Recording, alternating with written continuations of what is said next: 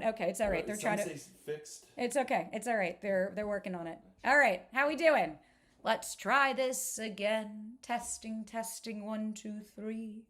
Let me know. Let me know. Okay, we're good now. I think we're all good now. Perfect. No echo. Yay! It wouldn't be a presentation if we didn't have technological issues. But now I know for sure moving forward, fuck a mic. Who gives a shit, right? Okay, guys. I'm so excited. Let's go over a couple of things before we get started. So, a few things that I want you guys to note. We're going to be here for about 60 to 90 minutes, so get comfy. All right. The one thing that I'm really big on, that you guys know me well enough, especially if you listen to the podcast, is like, we're keeping this respectful. If you don't like something I'm saying, you have every right to be like, hey, I don't really agree with that, or hey, could you explain that a little further? You can ask any questions you want. The Q&A will be at the end. So again, we're going to open the floor at the end for everybody for the Q&A and make sure that we are answering all the questions that you guys need, but we're going to have to wait until the end, until I get through everything, and stay until the end. Trust me, like, we're going to get through all of this material. I'm going to give you a big entire rubric, and then I'm going to announce something very special that I've been working on, and then we're going to Q&A. But the biggest thing here is that I want to remember that we are being respectful to each other. The whole point of this space is that it is safe for all of us. And so we do have moderators that are going to make sure that the chat is safe and that we are keeping respectful. But you know what I really want more than anything? Talk to each other. Engage with each other. This is the community, right? Like, I'm going to get to how important community is later, but nothing will make you feel more seen, heard, and understood than realizing you're not alone, than realizing that there are other people here, because all of us are here for the same reason. And I think that's fucking awesome. So I wanted to start off by saying I'm really proud of you and welcome. So before we do anything, or I go into what we're covering, I want us to maybe just take a second to reflect on the week and just give yourself a minute. And we're going to do this together because you're going to close your eyes. Now, obviously, if you're driving right now or you're in a position where you can't, please just listen. But for everybody else that is not somewhere that is where you can't close your eyes, or it doesn't feel safe to do so, I invite you to have your eyes down. Because before we talk about dating and patterns and all of those different variables, there's some body tapping that we need to do. Because if your nervous system is still super activated, your brain is filtering whatever I say through urgency, through fear, and through self-judgment, which I see quite often, right? If it's not immediate, if it's not right this second, I need it now, then it's, I don't want to do this, or I'm done, or I'll be fine. And it's like, you know what? If we're here to break the fucking loop, let's stop doing what we've always done, and let me show you how we can do that together. And that's how people leave the workshop understanding things a little bit differently, and understanding everything but changing nothing, is because they're not actually feeling and embodying. So this is not about relaxation. This is about changing your internal state so today actually lands. So do me a favor. Put your feet on the floor if you can, or if you're laying down, just feel the heaviness. Let the bed, the chair, wherever you are, support your weight. Like I said, if you feel safe, please close your eyes with me. If not, lower your gaze or just be present in the moment. And before we do anything, I wanted to give you a little bit of an understanding, because you know me, I love my neuroscience, as to why we're doing this. So most people think anxiety lives in your thoughts, that everything is intellectualized, but it doesn't. Anxiety and the fears and all of the sensations, they actually live in your body. But as kids, we learn to be bottom up. Right? The sensations were too heavy for us to handle. So we went into our brain and we went upwards to say, okay, let me intellectualize. But now as adults, we got to learn to go top down. Because part of this healing journey is implementing the tools, not just go meditate when you feel sad, but it's really understanding how and what to do in order to rig the system so your body can stop screaming that there's danger. So the breath that we're about to do is called the physiological sigh, because again, when your nervous system is activated, your brain shifts into threat mode. And in that state, you don't learn, you don't integrate, and you don't make different choices. You just react faster.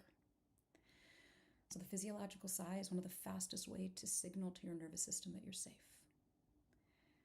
We're releasing built-up carbon dioxide in the lungs, which immediately reduces the stress response, and it tells your brain there is no emergency right now. So if you've ever said, I know what to do, I just can't do it, this is part of the missing step. Again, this isn't about calming down. It's about getting your nervous system out of the way so you can actually use what you already know. So let's do it together. Just give me a nice, just cleansing breath, nice. And then audible exhale. And so the breath that we're going to do is going to be, I'm going to give you an example. It's a nice inhale. At the top, another. So we're going to do that a few times because we have to downshift your nervous system. So give me a nice inhale through your nose slowly. Another sip. For the first one. After this, you're going to exhale through your nose. So give it again. Give me a nice.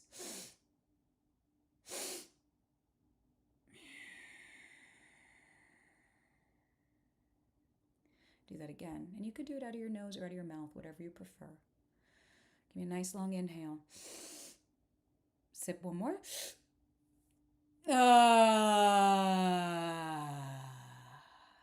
Do that 3 more times on your own.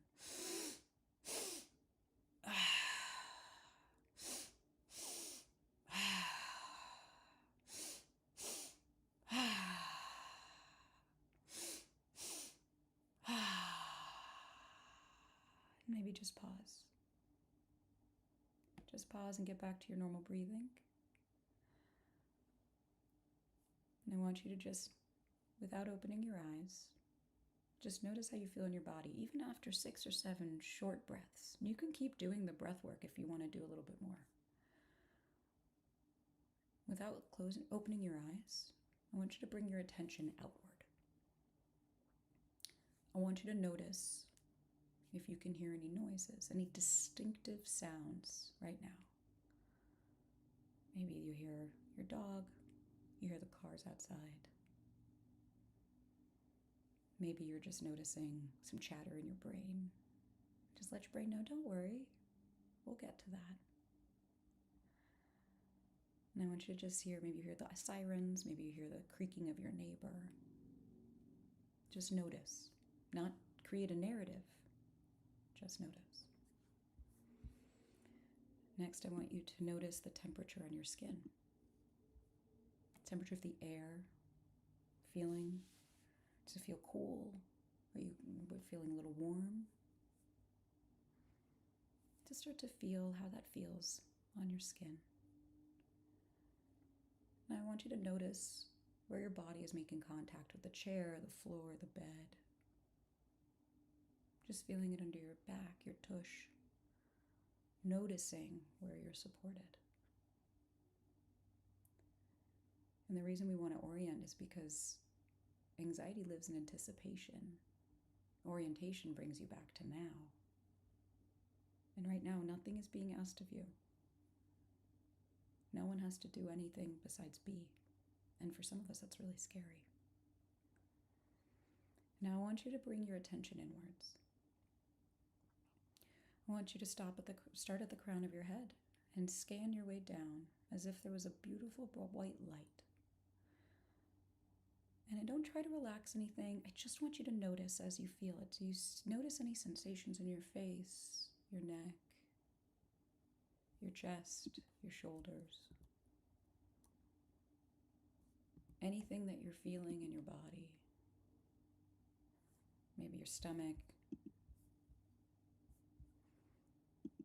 Just notice any of the sensations. And when you find an area that feels tight or heavy or buzzing or uncomfortable, stop there. Just notice. And instead of trying to change it, I want you to see if you can sit with that sensation for 20 seconds. And I'll count you in. 1, 2, 3, 4. And now just start to keep the count. 7, 8, 9, 10, halfway there. 12, 13, 14, 15, 16, 17, and 20. And I want you to just notice, by just giving attention to the sensation, what happens? Does it become a little lighter? Because this is truly the opposite of what most people do in dating. This is what most people are not doing, which is take a second for themselves to just be, to just notice the sensations, right? Normally this sensation, it triggers action, right? We start to text, we overthink, we explain, we chase that clarity. But right now you're doing something different. Right now you're staying present long enough for your nervous system to learn, I can feel this way without reacting. Isn't that beautiful? You're staying present long enough for your nervous system to learn that this is safe. And if your mind wanders, don't worry. Remember, bring it back. And so before we come back to the present moment, I want you to just see if there's any sensations that are coming up, if there's any heaviness, any warmness, any tightness. Just name it. This is what name entertainment means. Just saying, my chest is tight. That's okay. The sensation is information. And this is how we start to break the loops. It's not by controlling the feelings, but by staying with them long enough, they stop controlling you. Because everybody is still here, right? Nobody has died because of this emotion.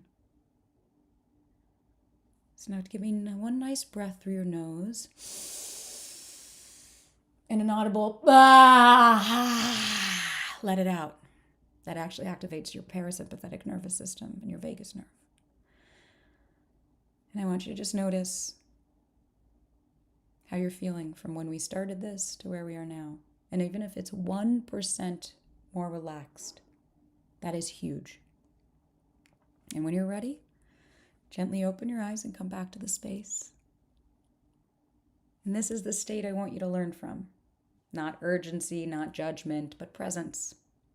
And everything that we cover today is built like this. And that's why we did it. That's why we've been super strategic. And I want you to realize whatever you walked into, we're putting it down for the next 90 minutes. You don't have to figure anything out. You just have to be here. And I want to just be clear. I'm not here to make you feel good, right? Like that's not, the whole point of this isn't to make you feel good so that for 90 minutes you're like, yeah, and then you go back out and you do the same fucking thing because I've been doing this long enough to know how that goes. And that's the reality, is like very rarely does it work. You leave inspired and you're like, I can take on anything, you feel hopeful.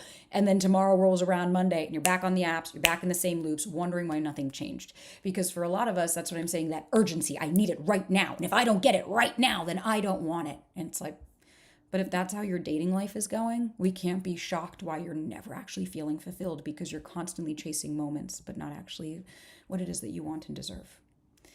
And the reason I created this is because there's something specific happening in your love life that you haven't been able to name yet. And once you name it is really when it stops running the life for you. Again, that's why we even start with name entertainment.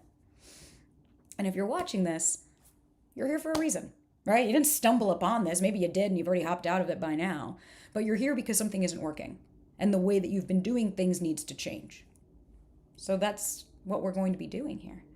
And for the last few months, I've been working on something that really means a lot to me, because as you guys know, I don't put anything out without me really taking the time to understand, how is this impacting people? How is this helping people? And it's something that I've been perfecting with my clients and with my work and even within myself. How do we close the loops? And I've held this in for a long time, and I'm excited to finally share it with you. So let's go over what we're going to go over today. Like I said earlier, engage in the chat. Let us know. Yes, baby, I love this. No, bitch, I'm not feeling this. What are your questions? Because we're going to get that to the end. So don't forget to stay until then, because we're going to answer them. But we're going to understand the reasons you feel stuck in your love life, right? You know me, I'm not a big fan of the why questions, but I do also still think that there is space for you to understand why and what's happening and the reasons that you're feeling stuck. Then I'm going to go through the love breakthrough system, right? This is the actual framework of what I have, and this is the framework that we do, and this is how we follow it to get to where we want to go. And then you get a big reveal before we have our Q&A. So before we dive in together, let's get to know each other a little bit better. right? You can even put your city in the comments if you want. Like, let's see how many people are next to each other. I'm not saying meet a stranger off the internet right this moment, but maybe even just feeling like, no shit, right? I thought dating was terrible in New York, but there's 100 people from New York here sharing the same experience. I thought Dubai was terrible, or the UK, right? I hear it every day. That's so bad, it's so bad, it's bad where I'm at. But I think a lot of us forget dating is dating, right? Nothing is changing specifically in every city. It's a cumulative effect. But tell me in the chat, where is your love life right now? Are you happy in a healthy relationship? Fuck yeah, man. Welcome. I'm so excited. Are you in a relationship but you feel like it's falling apart? That's okay too. You going through a breakup or on the other side of a situationship? Or are you just single? And maybe not even necessarily struggling, but maybe you are. And maybe it's just a fuck, man. Or maybe we can even a fifth one of like, I'm single and I'm not struggling, but I'm here. I want to know where you're at. And then now I want you to drop in, where do you want to be by the end of this year? Do you want to be in a healthy and happy committed relationship? Healed, right? You guys know what I mean. It's a play on words here. You're never going to be fully healed, but whole within yourself, feeling yourself and who the fuck you are. Finally understanding your patterns, right? All of it. What feels like it aligns the most to you. I want to know because we want to meet you where you're at. And everybody here, it's interesting when it comes to the podcast, how many people will say, why aren't you doing more episodes on this? And what we have to explain is like, we don't have all of those people that are going through that experience. And so if I make it for you, then a lot of other people feel alienated. So I have to create things that feel like they're meeting you where you're at, but helping you bring you along the journey to where you want to go. And that includes having conversations about communication and relationships, even though you might not be in one. Because the reality is focusing just on what we're doing right this moment doesn't actually, right? Imagine if I wasn't, so I'll give you an example. I was in a mastermind when I started my career in my clothing line, and I paid like $10,000 for this fucking mastermind. I didn't have a pot to piss in. And a lot of people in there were these really established people. And I remember one of my friends going, why are you doing it? You don't even have any of that. What's the point? They're too far ahead of you. And I said, see, that's the wrong mental state. You got to learn from those people. We have to understand what it is that I'm working towards, because how am I going to work towards that if I don't know what that looks like? And so it's super important. And that's why I love group and community, because we get to learn from each other. And that saved my fucking life. And I can say that with honesty. And what I've noticed is there's a cognitive dissonance, right? And I hear it every single day. I take about 15 clients a week right now in my private practice. And that doesn't include socials and all of the other people that I work with. So I hear what you guys are feeling. And what is a cognitive dissonance? When your head, your heart, and your feet are not in the same place. And so I'll hear like, I really want this healthy and secure relationship. And then when I hear what you guys are doing and how you're showing up, it's like, that's the dissonance, right? You say this is what you want and this is how you want to show up, but yet we're not. And that's okay. That's called being a human. And there's the gap between who you are, where you are, and where you want to be, right? Those are the two. And today we're going to hopefully close that. That's my goal for you, babies. No matter where you are right now, I need you to take what happens really seriously, because this is it. And let today be your wake-up call. I know that you could sit here and say, I've been in therapy for 10 years, or I've been doing this and nothing's worked. But that doesn't mean that nothing won't. That just means that maybe what we've been doing isn't what we need. And I'll give you another example, because you know me, I love to give you personal experience to give you an example. I hurt myself in every Pilates class. Every fucking Pilates class. It doesn't matter where I go. The minute we do moves, I'm like, that's it, my shoulder is out. Until I found one instructor, and she gets me. Why? She has the same injuries as me. We have the same hip, ankle, all of that. And so I was going to her class and saying, I really like her. Maybe I should do privates. But then I kept going to all these other classes, right? It's the same with like when you find a therapist you really like, but you're like, let me see what else is out there. And what did I realize? I went yesterday and I said, how much is it to work with her privately? And they were like, $500 a month. I said, great. It's worth every penny. And I didn't even blink. I was like, I don't care. I need it. Because why? After having a session with her, I woke up, my body doesn't hurt. What a fucking concept. And so it's like me saying, oh, for the 10 years I've been working out, it all meant nothing. No, that has nothing to do with it. That brought me to where I'm at now so that I could address and assess what it is that I need moving forward. So today is that day. You get to choose, right? You get to choose in 6 months to a year. Are you going to be proud of yourself for the version that showed up? Or are you just going to keep repeating the same stuff? Woe is me. You ever heard the fucking saying, you can't save a victim, you can't help a victim. Not a victim of circumstance. You guys know what I'm saying. But the people, and everyone knows what I mean, the people in your life that everything is woe is me. It all just keeps happening to me. I just don't understand. You can't help people like that. And I wanted this to be the wake-up call. Knock, knock, bitch, if that's your door. And I say bitch with love, you guys know that. But if this is you, it's time to wake the fuck up. And the reason I'm here with you is because I've been doing this for fucking years. I get the same messages. I see it. You guys are smart. You're incredible. You're really, really attuned and you're falling into the same traps. You're not waking up when it's comfortable. You're waking up because it becomes unbearable. My mama always said, when you're sick and tired of sick and tired, being sick and tired, you'll make a change. And I want to catch you before you hit that wall. So I want you to be honest with me and throw it into the chat. Have you ever felt like dating is broken? Like something's off, right? Like no matter what you do, you keep running into the same loop. Over and over again. It's just the same thing. And you're like, oh, what the fuck? I feel like it's Groundhog's Day. Like, when am I going to wake up from this dream? I want you to let me know. What do you think the issues are? And I want you to even take stock. How many people will take accountability and say, I think it's the way I'm showing up, or the people I'm choosing, the people that take too much accountability, if it's all me, or the people that don't take any. Oh, it's everything. The apps are the problem, and the men are the problem, and this is the problem, and it's everybody else. No, it's not me. No, I'm showing up. We have to get curious. What do you think the issues are? I want to hear it. And I asked you guys on Instagram, and this was the cumulative that I got. People are used to having a million choices, right? Intentional dating is rare. I get that. I feel like nothing I do is ever good enough. See, this is what I mean by seeing the difference between either taking too much accountability or not. Not that the other person didn't, but I mean like everything I do isn't good enough. It's like, okay, well then that we need to start to look at who are the people that we're trying to be good enough for. I feel like the whole fucking universe is in the same situation. Some of us are, some of us aren't. And that's a reality, right? Like that's like saying everybody is struggling financially. Not everybody is. Some of us are and some of us aren't. And that's okay, right? But even this, but men, Jesus grabbed the wheel. It's like, it's not just men, it's women as well. It's a lot of people. It's humans that are going through this right now. What feels familiar to you? What are you resonating with in this? One answer, though, that kept coming up to me over and over is I end up spending more time trying to be okay with the possibility of staying alone. Who feels that? That was me before I met Ryan. Be 100% honest. I genuinely in my heart was like, so this is it. You're going to be single forever, and you may as well just fucking concede to it, bitch, because you ain't going to ever find anybody.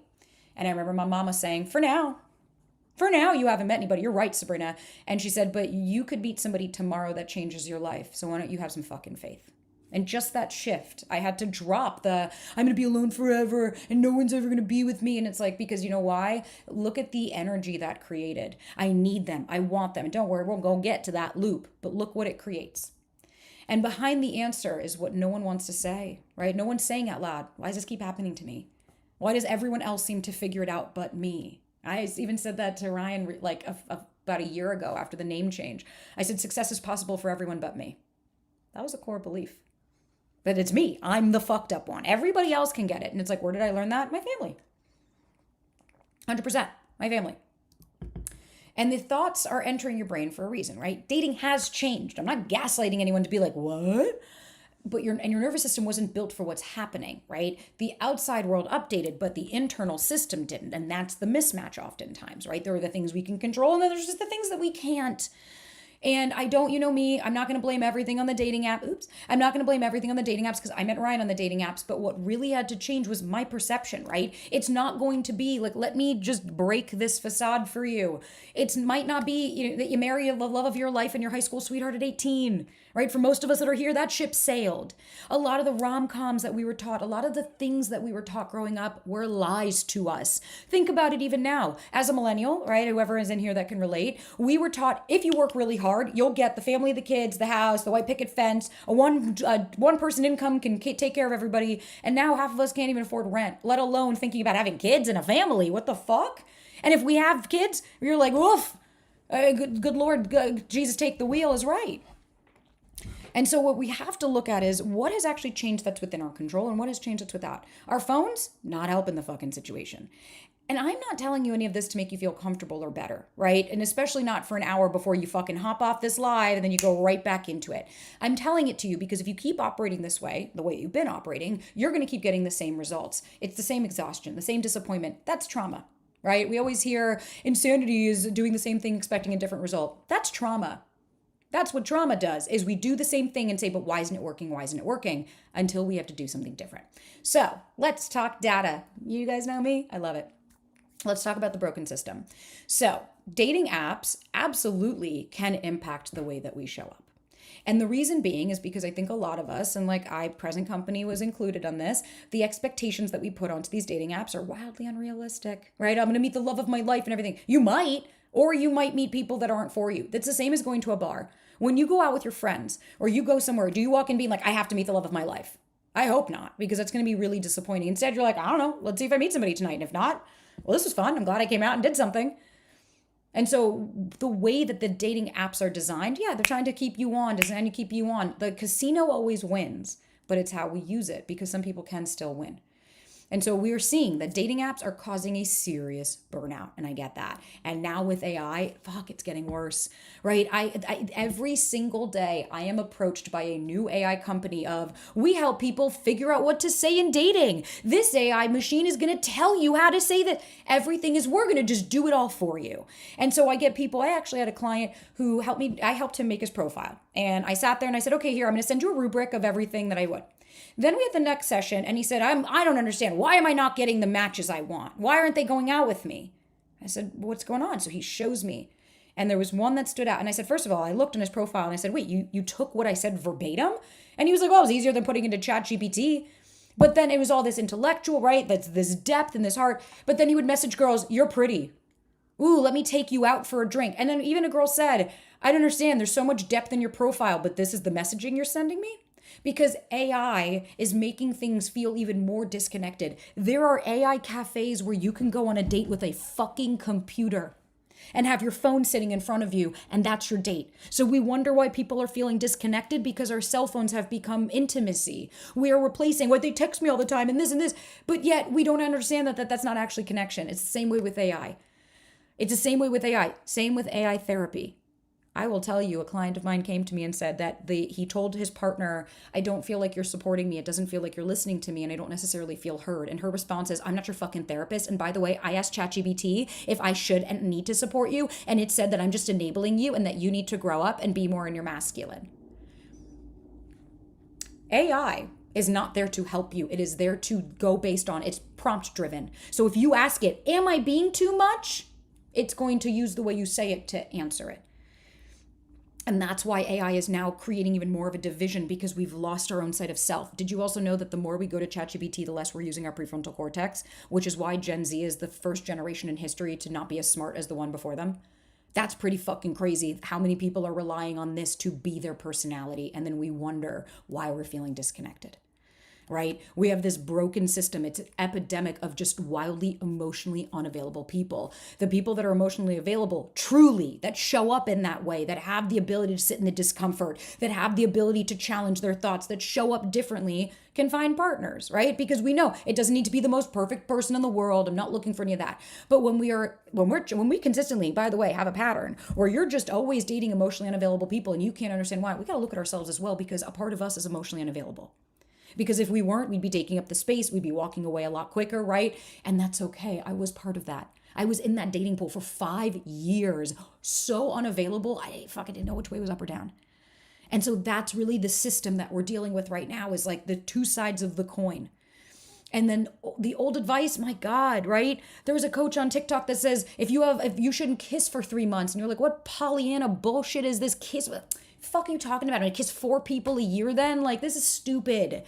These are antiquated. Keep the mystery, play hard to get, wait this and wait that, and then don't be a pick-me and don't do this and be high value. It's like, where is the fucking rules? Who wrote all of that? Who determined that that is what you need to oblige by? Versus, that doesn't resonate with me. I don't resonate with that. Right? We have apps that are dedicated and designed to keep you swiping and not matching. And then the people using that are also enjoying it. We have a ton of emotionally unavailable people, and we have old advice that's backfiring. And your brain wasn't designed for any of this. So what's happening to your brain in modern dating? Your nervous system has evolved for small tribes of 20 to 50, which, spoiler alert, you can wildly disagree with me. You're welcome to. Go look up the research on it. That is why we're not meant to care about every person. Biologically wired, we're meant to care about up to 100 to 150 people in our tribe. But that's why you can't care about every single person that you meet, or every single cause, or every single thing on the planet. It's not physically possible. We don't have the bandwidth and the capacity.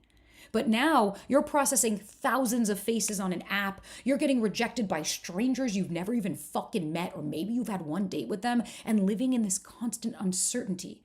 And if your brain is reading that as danger, welcome to the anxiety, the hypervigilance, the exhaustion, or for the avoidant folks that pull away, remove themselves, or the both, the amalgamation. So what, does this mean you should give up and accept that you'll be alone forever and convince yourself that you don't want love? No. No, but what it does mean is that we need to understand that things have changed and you can't use the old tools in a completely new disrupted system. And that's why everything I teach and do is about coming back home to yourself, because it's not about the external, it's about the internal. Right? That's like being in a tent and the storms are getting worse and you're wondering why you're not protected. It's like because you don't have the foundation of a system and designed for this new reality. So, some of you are new here. So who am I? Who the fuck am I to tell you all of this? Who am I to sit here and explain what's broken and how to fix it? I lived this. For years, I lived this. I spent years trying to build a castle out of glass, out of fucking ashes, then kept trying to rebuild and rebuild. I spent so many years wasting my time. I was the poster child. Do you see how sexy I tried to look in all of these photos in my 20s? Because I genuinely believed if I'm hot and sexy, that Mickey Mouse or Minnie Mouse, you know what I did that night? I went out to a bar to a guy, I was 19. I went to a bar of a guy that I was so obsessed with. And you know what I did? He ignored me for 2 hours and I stood there and waited. I get emotional thinking about her. I feel that bar in my body. I sat there and I waited for him. And I just tried to look all pretty. And then you know what he did? Closed the bar down, spoke to another girl, took me home, slept with me, and then that was it in the morning. That's how little respect I had for myself. I was checking my phone so constantly. I literally had it in my shower. I had a sleeve I could put my phone in so I could use it in the shower because I would get so dysregulated. I just had to sit under hot water. I analyzed everything. My God, if you saw the screenshots and the FBI friends that I had and everybody coming together to try to figure this out, I completely fucking lost myself. Every relationship was whatever you need. I'll never forget my ex. If I heard him wake up, I'd have a panic attack. I would imagine smells of breakfast because I would think he was eating without me. And I would come up and he was just sitting there at the chair. And everything was, what do you want? Not what do I need? And I dated emotionally unavailable people. I'll say men, right? Obviously sexual, heterosexual norms, but I dated emotionally unavailable people because I genuinely thought I was broken. And I was a shell of a human. I felt like a fucking failure. I kept trying to change the outside world. I kept thinking, right, this is the big thing for my anxious folk or for anybody that's dated the anxious people. You need to change because I don't like it. How many people? I don't like the way you talk, so you need to slow down because I don't like it. I'm sorry, who the fuck are you to tell somebody that they need to change who they are? I would never want you to change who you are to make someone else more palatable. So why are we expecting everybody else has to? Because we're uncomfortable, right? So if everything else changes, I hear it every day of like, oh, well, if the person I dated was just emotionally available and let me in, then we'd be great. It's like, so you need them to be a different person. So then what are you excited about besides potential? Because if they're not letting you in, then how would you know that they would be a good person if they did let you in? See, I'm confused. You lost me. I abandoned myself. I thought playing it cool of like, oh no, you don't have a need. You don't say no. I remember a guy called me a slut because I sent him a sexy photo. I still slept with that guy. I had no self-respect for myself. You could call me any name and it'd be like, okay, whatever you need. So what changed, right? I stopped saying whatever. Like I for anybody that listens to the podcast, you guys know, before I met Ryan, I was really understanding what it meant to change to date differently. I had this guy, it was the beginning of the year, so about a year before, and he was everything on paper I'd ever wanted. Everything. He was gorgeous and successful and so wealthy and traveling and wanted to take me to $15,000 Super Bowl tickets and everything. He was so emotionally unavailable. And I remember standing there and he was like, give me another chance, but I'm emotionally unavailable and I can't do this. And I said, get out of my house. It hurt so bad. He played me so fucking hard. The night before he slept at a hotel. I don't know where he was. I don't know if he was actually at a hotel or if he was with another girl. I haven't the slightest. I'm assuming a hotel. Your guess would be good as mine. And I had to learn, you're allowed to say no and grieve the ending of it. But if I didn't stand up for myself, who the fuck was going to? Who was going to be there to say, okay, we're done with this and remove him out of the world? Who was going to be there to do that if I didn't do it? I did the work, not the Instagram fucking like, choose you work. The pain of looking the depths of my soul and really going back and saying, I need to save me because ain't nobody coming to do it for me. Because I believed I was too much, that no one was ever going to love me. And where did that lead me? That led me back into the beds of people that didn't believe that I was worthy and deserving, because that's the loop. That's the loop we're about to get to. And once I broke out of it, I couldn't see them because I couldn't see what I was doing. I was so focused on the people that couldn't show up that I wasn't looking at the ones that were. I couldn't. And what happens, right? Like you end up, your career suffers. We think that this is just in romantic. I sometimes even look right now, like even in my career, I used to think, no, it's all just dating. Then I get the happy and successful relationship. I get all of that. And then I realized, why do I still feel empty and alone? Why do I still feel like I'm not good enough? Why do I still feel, right, when trolls attack me, when people leave negative comments, which happens, right? And I know some of you guys are like, just ignore it. And it's like, instead of telling people and dismissing their feelings, maybe we can understand, because that's like me saying, just ignore it. Oh, if they don't like you, whatever, just get over it and stop letting that bother you. It's like, but you're a human. It's not going to work like that. And I genuinely believed it was just in my love life. No, not in my career, until I realized, like, really, bitch? You're anxious because you feel like people are leaving you? Childhood. You don't believe you're worthy and deserving of love and money and success? Childhood. I remember when I first started this career, buying a laptop, I had a panic attack. Because my father drilled into my head, you have to earn it.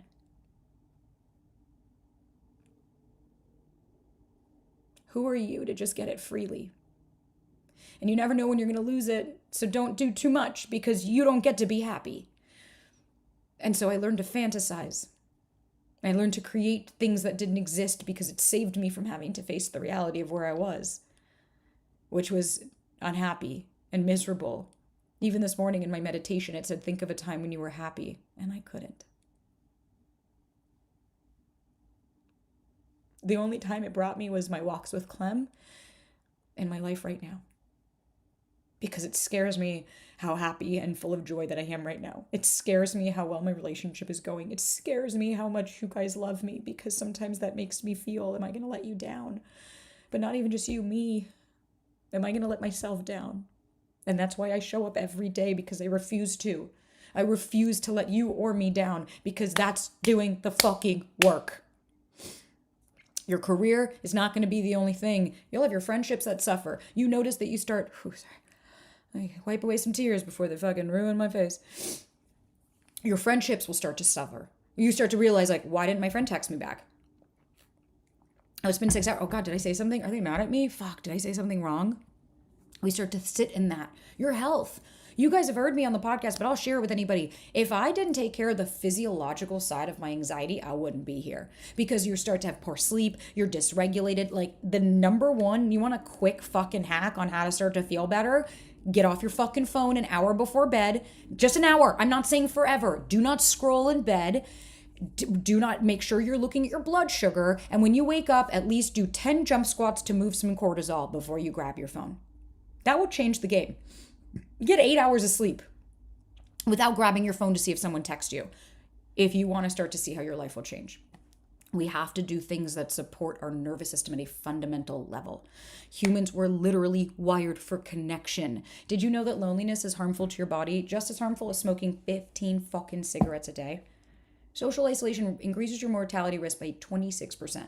So when people say just be happy alone, as if like, oh, what? That's it. But you're shifting your biology. Now, there's a difference between being alone by choice, right?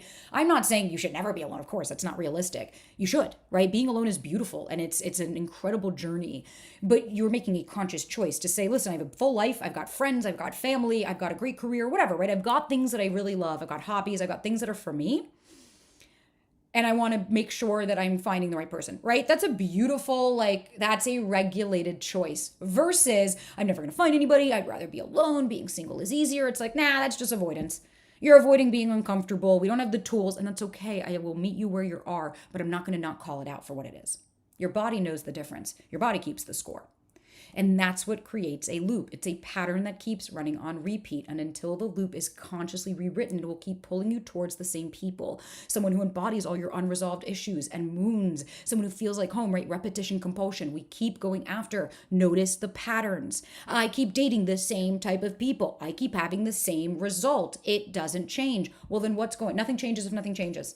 I would still have been dating the fuckboys in Venice if I didn't make a conscious choice to go, you need to change the way you're doing things. Just because he doesn't text you Zohar every day doesn't mean he doesn't fucking like you, and stop listening to TikTok on this. You know what also? Trust your gut.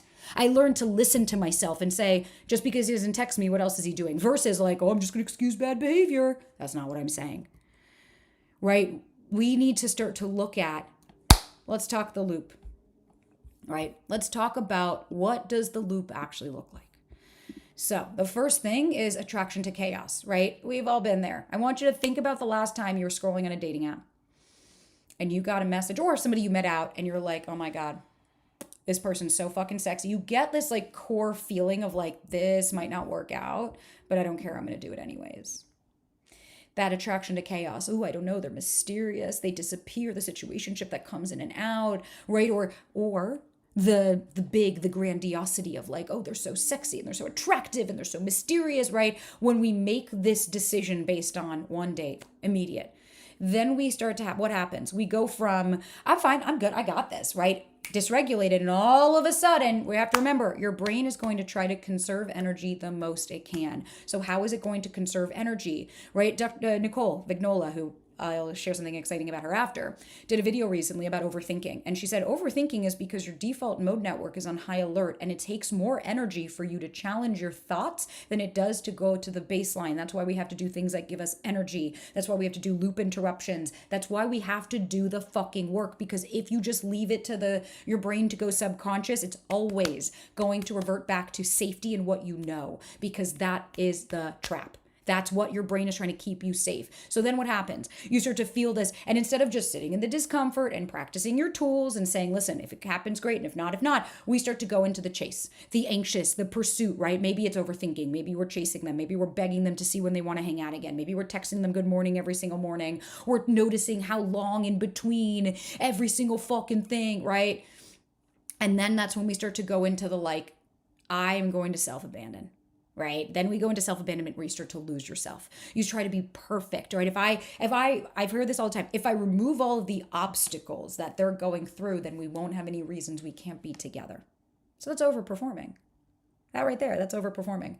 Let me do everything I can to get them, to make sure I have the result that I want, which is this person.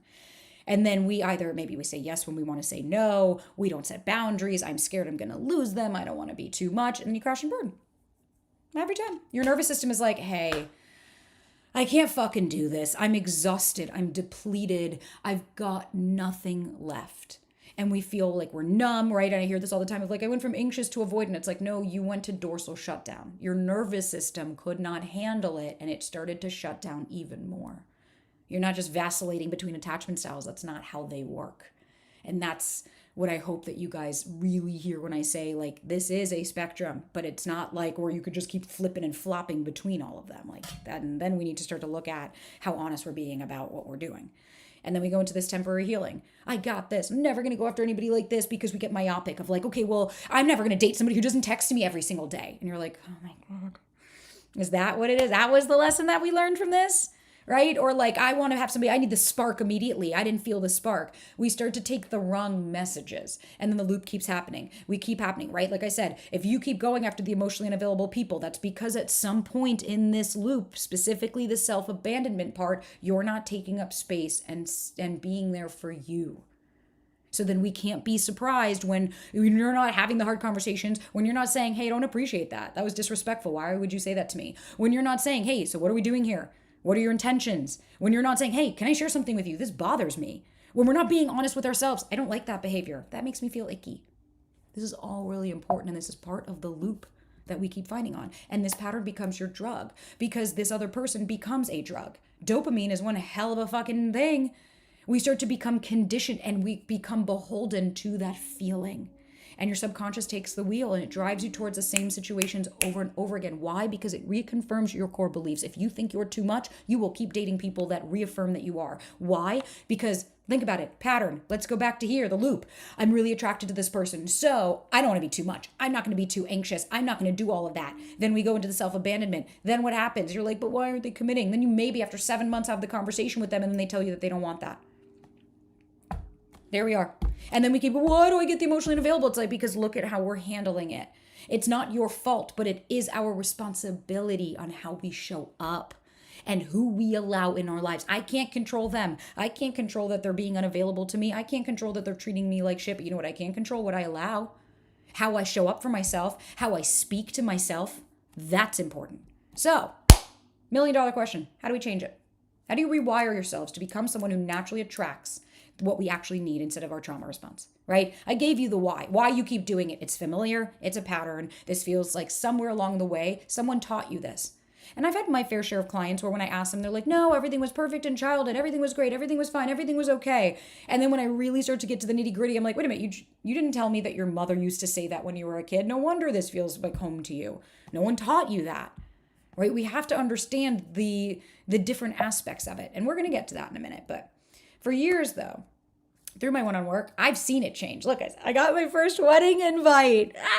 I just sent them their present the other day by listening to the podcast. That's a real fucking message. I blocked them out to make sure that they're safe and nobody wedding crashes.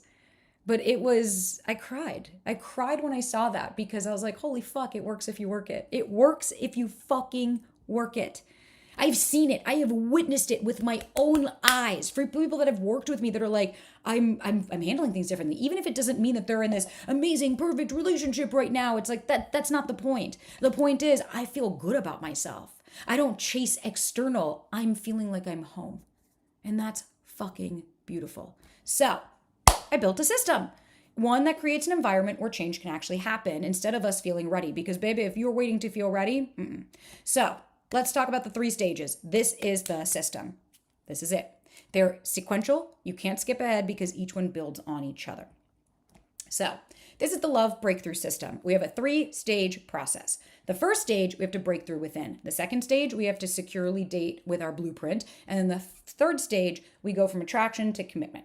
And that's the thing. It's like I always talk about going slow to get into a relationship faster so that you can give your time for your nervous system to acclimate, for you to really start to challenge, for you to understand what it is that you're looking for, your non-negotiables, etc. So talk stage 1, right? That's the first one.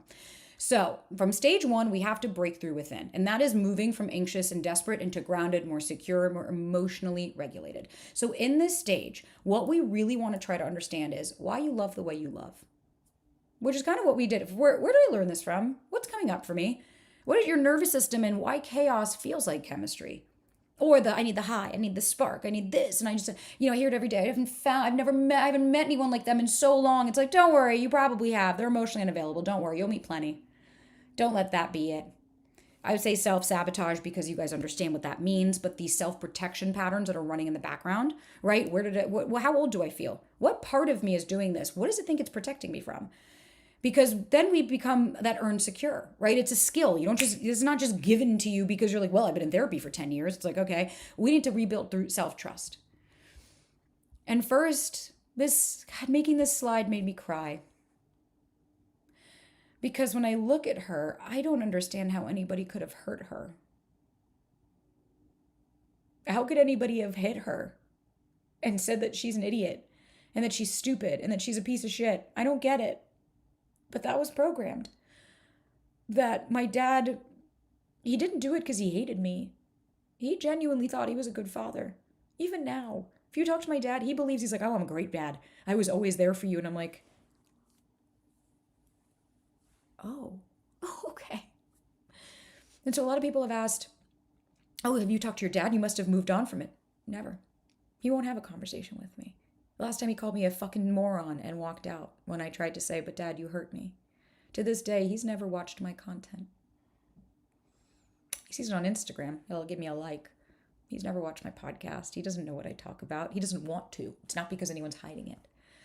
But I had to learn, why do I love this way? Why did I keep going after people that were dismissing me, that were discrediting me, that were putting me down? Because that's what I was taught. And that was the programming, the patterns that kept coming up for me. And so you know what I did? Same thing to her. I kept putting her down and dismissing her and calling her fucking stupid and all these names. Your nervous system reads chaos as chemistry because that's the programming, right? The anxiety is the spark. I need to feel something. Otherwise, inconsistency. It's exciting. Calm. No, that's boring. I don't know what that means. No. Calm. I can't do calm. So then we go into the self-sabotaging that you don't notice. I use that word again because it's just more so for argument's sake because you guys understand it. You overfunction, right? That's what I mean by like you text them all the time. You're the one trying to ask them out. You're the one that's having the hard conversations. You're the one that's making the plans. You're the one driving the car because you know subconsciously if you stopped reaching out, they probably wouldn't pick back up on it.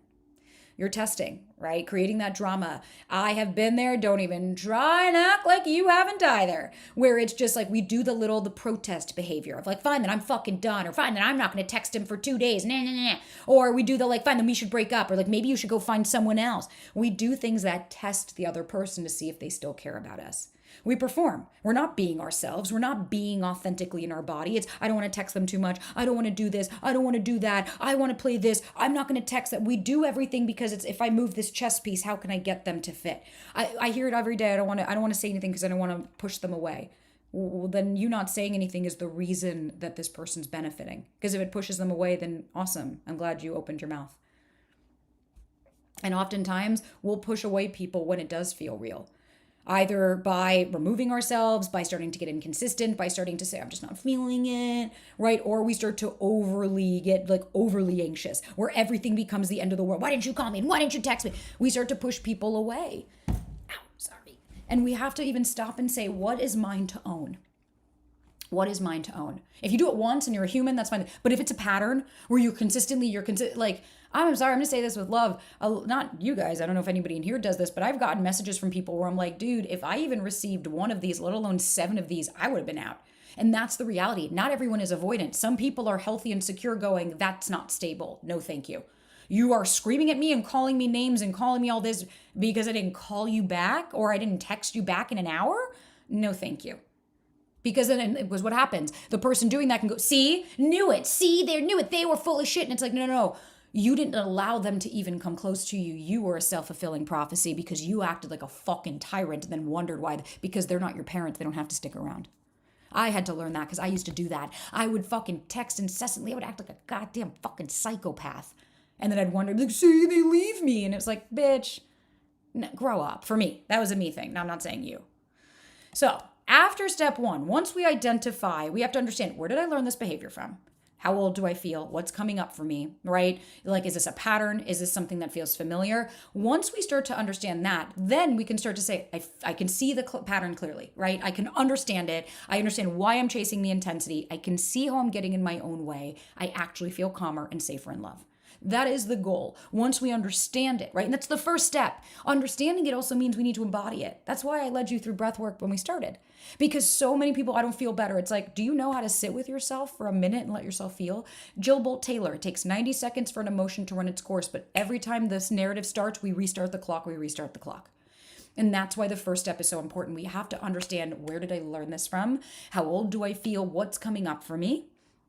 Before we can do anything, because awareness is just the first step. Then we go into step 2. Now we have to start to understand, okay, I understand why, right? Where did I learn this? Why? What's coming up for me? Now it's about, what are my choices? And this is how we create a secure dating blueprint. This is how we start to choose better. I remember the first 3 years of therapy, that was me just understanding my why. Me trying to understand where I was coming from. Where did I learn this behavior from? Okay, that's a pattern. Oh, wow. Calling myself out on patterns, noticing how I was showing up in ways that I genuinely wasn't. And honestly, I did that in community as well. It wasn't just in one-on-one therapy. I was part of groups. I spent my last fucking red cent on going to groups because I knew if I didn't, how was that going to change? I knew that was a priority to me because I needed to invest in myself by doing what I need to do. Even being here right now, your time is an investment because you're telling yourself, I matter.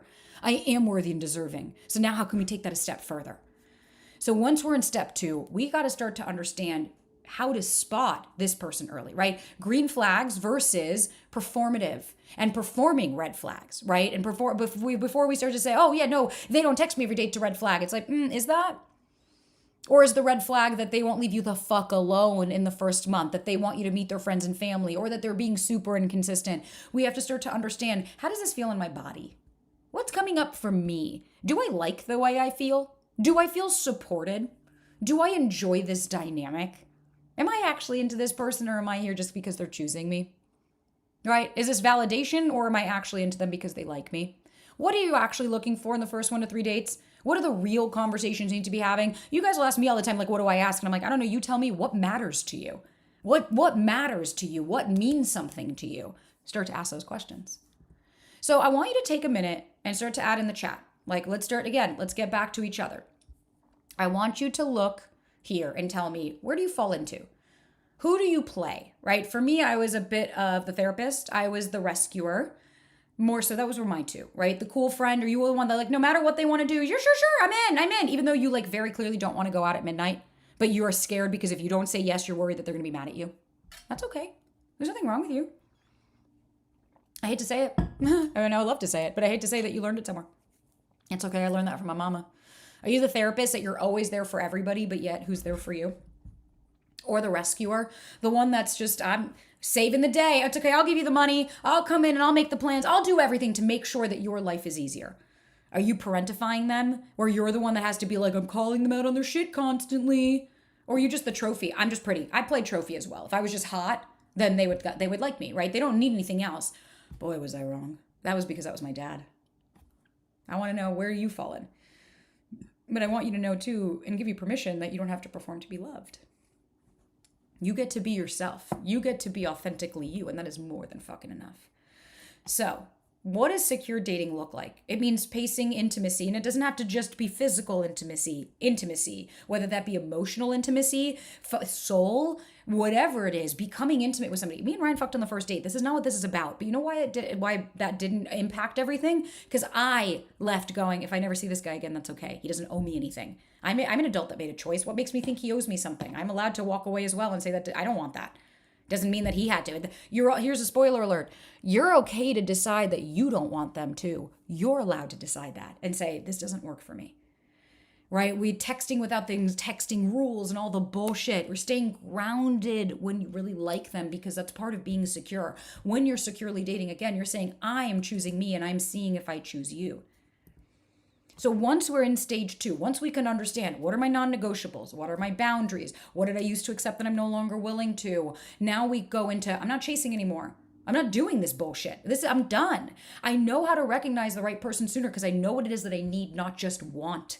Listen, I want a billionaire with a private jet that could take me all around the world, but is that what I need? Probably not. I mean, I don't know anybody that doesn't need that, but you know what I was saying. What I mean by that is like, but that person could also be wildly emotionally unavailable and have no depth and space. I mean, who doesn't want the millionaire?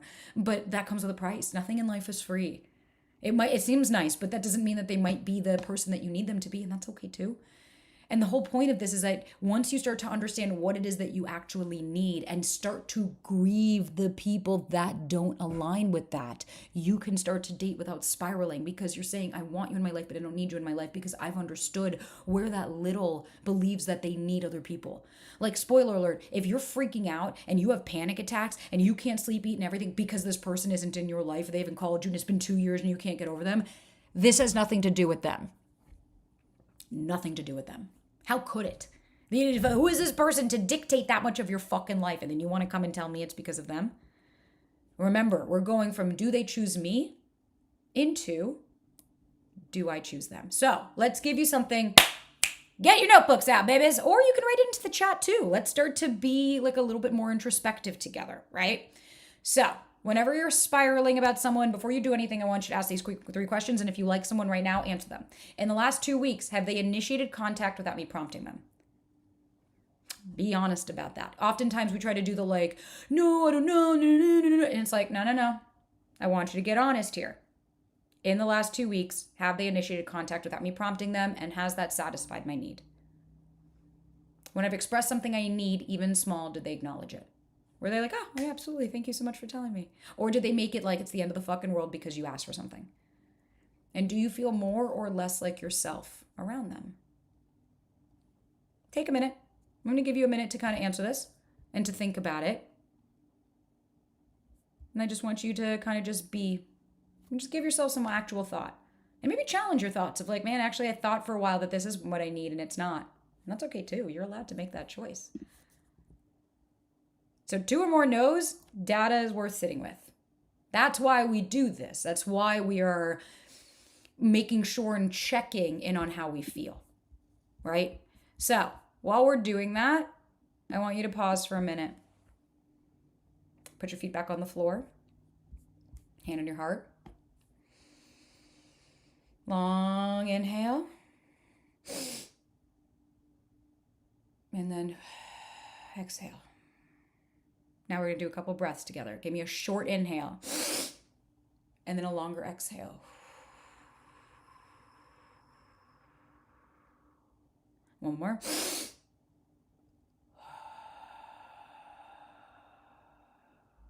One more.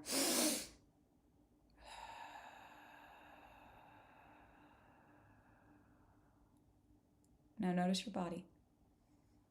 Even me just doing it, I got a little light in the head.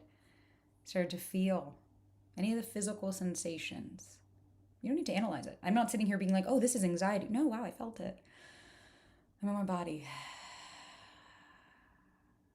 This is you staying with yourself instead of reacting. Just an inhale and an exhale. And just being. I wanted to interject these throughout because it's important for you to feel. It's important for you to feel after we do something that causes a little bit of to go, oh shit, okay. I do have control to downregulate myself. So now let's move on to step 3. So from step 3, we're gone from attraction to commitment, right? Now, so we understand why we're doing this, right? Where's this all coming from? Now we're going, okay, here's what I need, and I'm not willing to give up on any of that. Now we go into, okay, so how do I go from being attracted to this person to actually building a relationship that feels like it has more to it, right? And some more depth. So we need to start to look at the conversations that build commitment, right? What are we? You guys know I'm not a fan of asking anybody that. I'll never forget when Ryan and I dated. He said, hey, can I share something with you? And I said, yeah, what's up? And he said, I really like you and I'm not interested in seeing anybody else. Of course, I don't want you to feel pressured. I'd like to see if that works for you. And I was like, yeah, okay, cool. And if not, I would have, and like when he asked me to be his girlfriend, I said, no, I'm not ready. And here's the thing, when I said I wasn't ready, I gave a very clear reason why. I need to see X, Y, and Z. I don't necessarily feel like we're as connected as I'd like to be. I think you're really lovely, but I want to make sure that we have conflict and repair. It's just a little too early. And so I was like, I'd like to spend more time with you and really see, like, especially you around your friends, how that is. And we need to start to look up, like, when and how do you bring up future direction? Are you intentional with the way that you're dating? Because I want to make sure that I am too. Or that we're on the same page, that you and I want the same things. Right? Expressing your needs securely. Hey, I'd love you to know that I really hated when you said that. That made me feel really small. I remember telling Ryan that, and he was like, oh shit, thank you for telling me that. He's like, I'm so sorry. You're right. I could see how insensitive that is. I apologize. And I remember just being like, what? Right? Secure people still have arguments. We still have disagreements. We still have times. But you know what it is? It's that somebody is validating. I had my client the other day say, every time he tells the girl that he's dating something up, she calls him a little bitch and tells him to get the fuck over it. Would you feel secure if somebody said that to you? Are you being dramatic? God, of course, there's always an issue. Would you feel secure if somebody did that to you? We have to avoid the protest behavior and the fine, yeah, anything fine, or shutting down, right? We have to start to look and say, how am I showing up and how is this other person showing up for me? Does that work for me? What ruins healthy relationships is that testing, right? When we're not being honest, when we're recreating the childhood dynamics, like, baby, it worked with your parents, doesn't mean it's going to work with them. That self-protection, when you finally have this person that all of a sudden you're like, I need to blow this shit up. We want to make it last. You want to stay inside the secure relationship, choosing yourself while also choosing your partner. I do that every day. I'm like, am I happy with myself and am I happy in my relationships? Fulfilled, happy, whatever. You could use whatever word. Yes? Okay, then that's another day. Healthy and secure couples choose each other every day. They didn't just fall into luck. It's not just because, they're both attractive. It's like they choose each other every day. And they choose to work through things every day. And anyone who told you a healthy and secure relationship was easy lied to you. You got to make it last. That's intentionality. That's part of building a healthy relationship. Why do you think I tell a lot of you guys, if you think because they didn't text you for a couple of hours that they're not into you, you think you're ready to handle a secure and healthy relationship? Or you have to have like really deep conversations. You got to fucking regulate your emotions. You got to learn how to sit in some discomfort and go, I can't talk to this person right now. They're in a meeting. I'll talk to them after. My life is going to go on. And if they're in my life, great. You know what makes a healthy and secure relationship? That you're okay if it doesn't work out. That you know that divorce is an option, of course, like anything else. That if you have to go, you will, because there's no adult relationships that are unconditional. Because if somebody started hurting me, hitting me, abusing me, doing things that are inappropriate, I don't have to stay with this person. If they started to devalue me and smear my name and spread, why would I stay with that person? As part of being healthy is knowing that it's okay if it ends. That doesn't mean it was a mistake, but these are two adults making a choice. You are two adults making a choice of that. So once we start to understand what it is that we need in a healthy and secure, what do you need? What I need is going to be different than you. I need consistency. I need reciprocity. I need physical touch. You might say, oh, I don't. Oh, no. I want to live in a separate house. Me and Ryan sleep in separate beds. That's a me thing. I chose that. I hate sleeping with someone in my bed. I fucking hate. We tried it for a year and I got terrible sleep. That was a me choice because I needed to make sure that my needs are being met. We talked about it and we communicated and then we implemented it.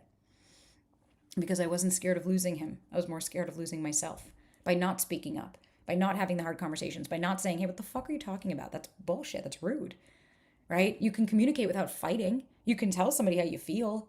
You can stop ruining what you actually enjoy. You can keep a healthy relationship. How am I showing up as well and how are they? Right? So let's look at where we've been. You now understand why the outside world is the way. We've got the apps, we've got the emotionally unavailable, we've got people that aren't actually doing the work, we've got TikTok University, we've got all this misinformation, right? We have so much information now, yet here we are. You understand the loop, right? Why it's keeping you running, what's driving it, right? We know that it's the attraction, it's the connect, and then now you can see 3 stages of how you address that from inside out. The 3 main pillars. So tell me, how are you feeling right now? Drop it in the chat. 1 word.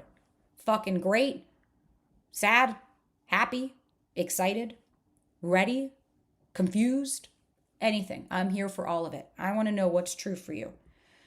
So in just a second, you're going to get the workbook password. And it's your take-home tasks. And then I'm finally going to be announcing the project I've been building. But we already did our meditation. So I just realized I did that a little bit out of order. But I want you to even just for a second, because whoopsie, mama got a little excited and I wanted you to regulate with me. But even if we just sit here, you don't have to close your eyes, but I want you to think about the last time you felt someone pull away. Not towards someone good for you, towards someone who wasn't. Sorry, pulled away. Can I read? You felt that pull, maybe to somebody that pulled away. I saw pull and I just instantly was like, think about it. But maybe think about the last time you went towards a person that you were like, man, hindsight's 20/20 because they were terrible for me. They kept guessing. The one who made excuses. They just always was busy or couldn't have the relationship or wasn't this or wasn't that. I want you to think about that person. Bring it in right now. And I want you to now notice where you feel it in your body. Do you feel tightness in your chest, your shoulders? Do you feel your neck tensing up? Does it feel like electricity? Are you starving? What are you feeling? Like if you could just get them to see you clearly, everything would be okay. And I want you to sit with that. You can close your eyes if you want, and I'll guide you through it. But feeling the sensations and breathing into it. Just breathing into it. It's the one thing I learned in yoga. Come back to your breath. You're still there. And notice what happens when you sit with it. Normally, we want to grab our phone, send the message you shouldn't, rationalize to them, write the whole soliloquy, block them, but you're sitting with it and you're okay. You're not dead. You're not dying. Everyone is here. You're here. You're not running from the feeling, and that's what this work feels like. You're not suppressing it. You're being with it. And that's what I always tell people of when we say sit in the discomfort, this is what we mean. That you don't have to do anything. You're expanding your window of tolerance, but we can't just do that by just saying. That's why meditation, when you're not feeling great, isn't going to work. It's not, because your body is dysregulated. So if there was a tiger here right now while we're talking, you think you could focus on what I'm saying? No, you'd be trying to get to safety. But the problem is there's no tiger. That's the issue. So you just sat with something uncomfortable and didn't run from it. This is beginning to break the loop. That is you making different conscious choices for yourself. Isn't that exciting? And I don't want you to leave this room and have someone undo all of this in 2 weeks or end up feeling alone because you didn't know what to do next, right? Like we've all been there where you have this amazing therapy session and then you leave and you're like, now what? Now what? What the fuck do I do? And so now you can download the workbook in just a second. You might have received it via email or in your WhatsApp group. There are some journaling pages to process everything we covered today. There's some reflection exercises and real examples of how you've shown up. And it's easy to slip up. And I want to be clear about that, right? Like you can leave the workshop and be like, I get it all. Intellectualize. You get that fucking message. It hits your phone and all of a sudden you're like, oh my God, did I not do any work on myself? That's why insight alone isn't enough, right? The key is having an accountability system, whether that be your own, whether that be your friends or a community or something that catches you when you start to fall, because you're going to get triggered. You could get right now back on the apps and all of a sudden you're like, I got this. I'm clear about what I want. And then you meet a very cute boy or girl or they or whatever. You meet somebody who is attractive and all of a sudden you're like, that's it. Hell in a handbasket. Because dating it can feel unpredictable. You are responsible for designing the environment where you actually get to meet and choose the right people. The good ones are not all taken, baby, because you're here. How could they all be taken if you're here? You just haven't trained your brain to recognize them. You trained to look for chaos. That's why I'm saying we can easily look for the red flags, but yet the green ones. So, there's your password. Go in and get your worksheet. We're not done. I'm just giving you your workbook password because I want you to start to be able to challenge some of the thoughts and some of the things that we're going through. And I really hope that you were really here with me today.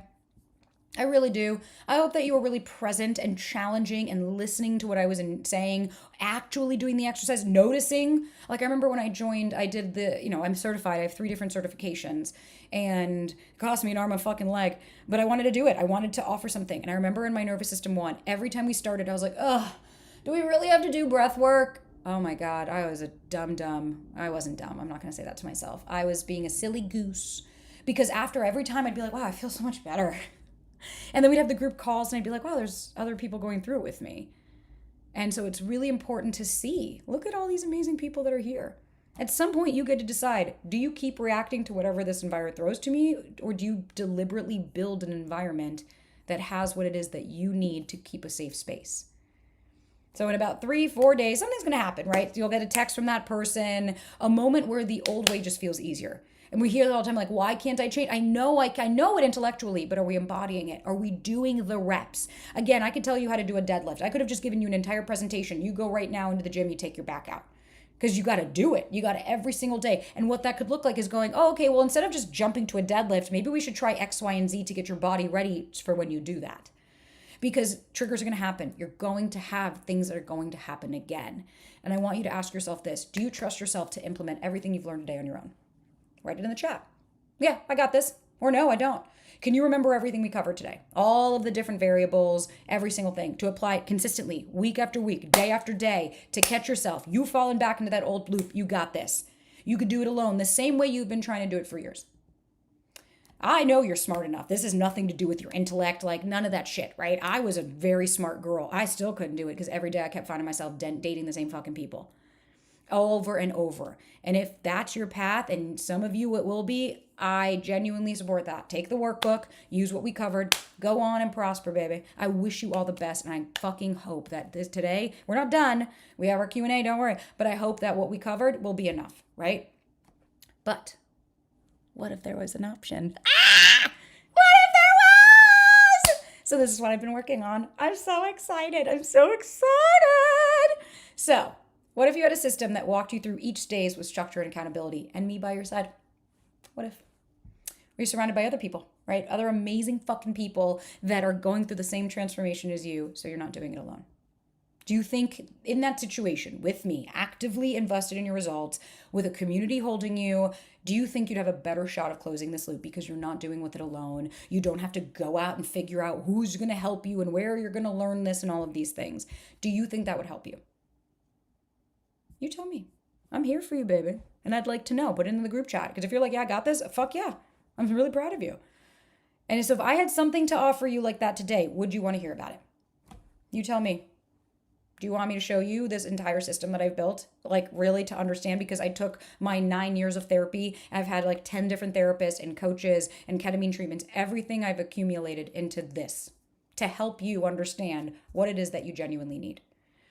Because we can look right now. Listen, you can go on a TikTok and watch every fucking Tom, Dick, and Harry. Remember, anybody can pick up their phone and create content, right? Anybody could do that, present company included. You can listen to all the podcasts and the books. I've got about 200 books sitting right next to me. You can do the quick fix of just text this to get this. Approaches that tell you need to be fully healed. It's all bullshit. None of that fucking works. You know why? It doesn't get to the root. It doesn't get down to where it is, what we really need to understand and address. Real transformation doesn't happen in a vacuum. If it did, if you could just be alone all day and hang out in the same fucking environment that caused that, then none of us would, then why would any of us be here? Right? It doesn't happen in a vacuum. Every single day, I get messages from people who are doing everything right. Like, I'm reading all the books. I don't get it. I'm still in the same place. Those are the people, those are the clients I get. And then by the end of the session, they're like, holy fuck, I didn't think we were gonna have anything to talk about, but shit, maybe we did. Because that's the part of this, is that I understand you in maybe a way that other people don't. I'm not saying I'm the only one. There are probably other people that have been anxious before that get it, but I understand where you are and where you want to go. And someone sent me this message recently. I felt this in my soul. Like I'm trying to constantly be the best version of myself in a world where that's maybe not everyone's top priority. I miss the days where it was just acceptable to love and show your love without looking pathetic, clingy, or anxious. Who else here feels like that? I did. Because I remember I would date and I was like, is there something wrong with me? Like, do they just, like, I'm healthy, I'm secure. What is the problem? I did. I couldn't stop thinking about it. I was like, okay, that's not someone who gave up. That's someone who is still showing up, who's doing the work, is trying, and they're doing it alone, right? I don't get it. What am I doing wrong? Because who can I talk to? My friends, my shitty friends are doing the same thing. The people that, let me ask you, do they have a relationship that you want? The potential that I had a therapist the other day who told her client it's okay for her to go through her client's phone, their partner's phone, because if she doesn't trust them, she should have every right to look through and make sure they're not cheating. Not a therapist I want to work with. To be honest, I found one good therapist in the last 2 years. I'm not saying that they don't exist, but I'm saying like it's hard to find somebody that actually understands you.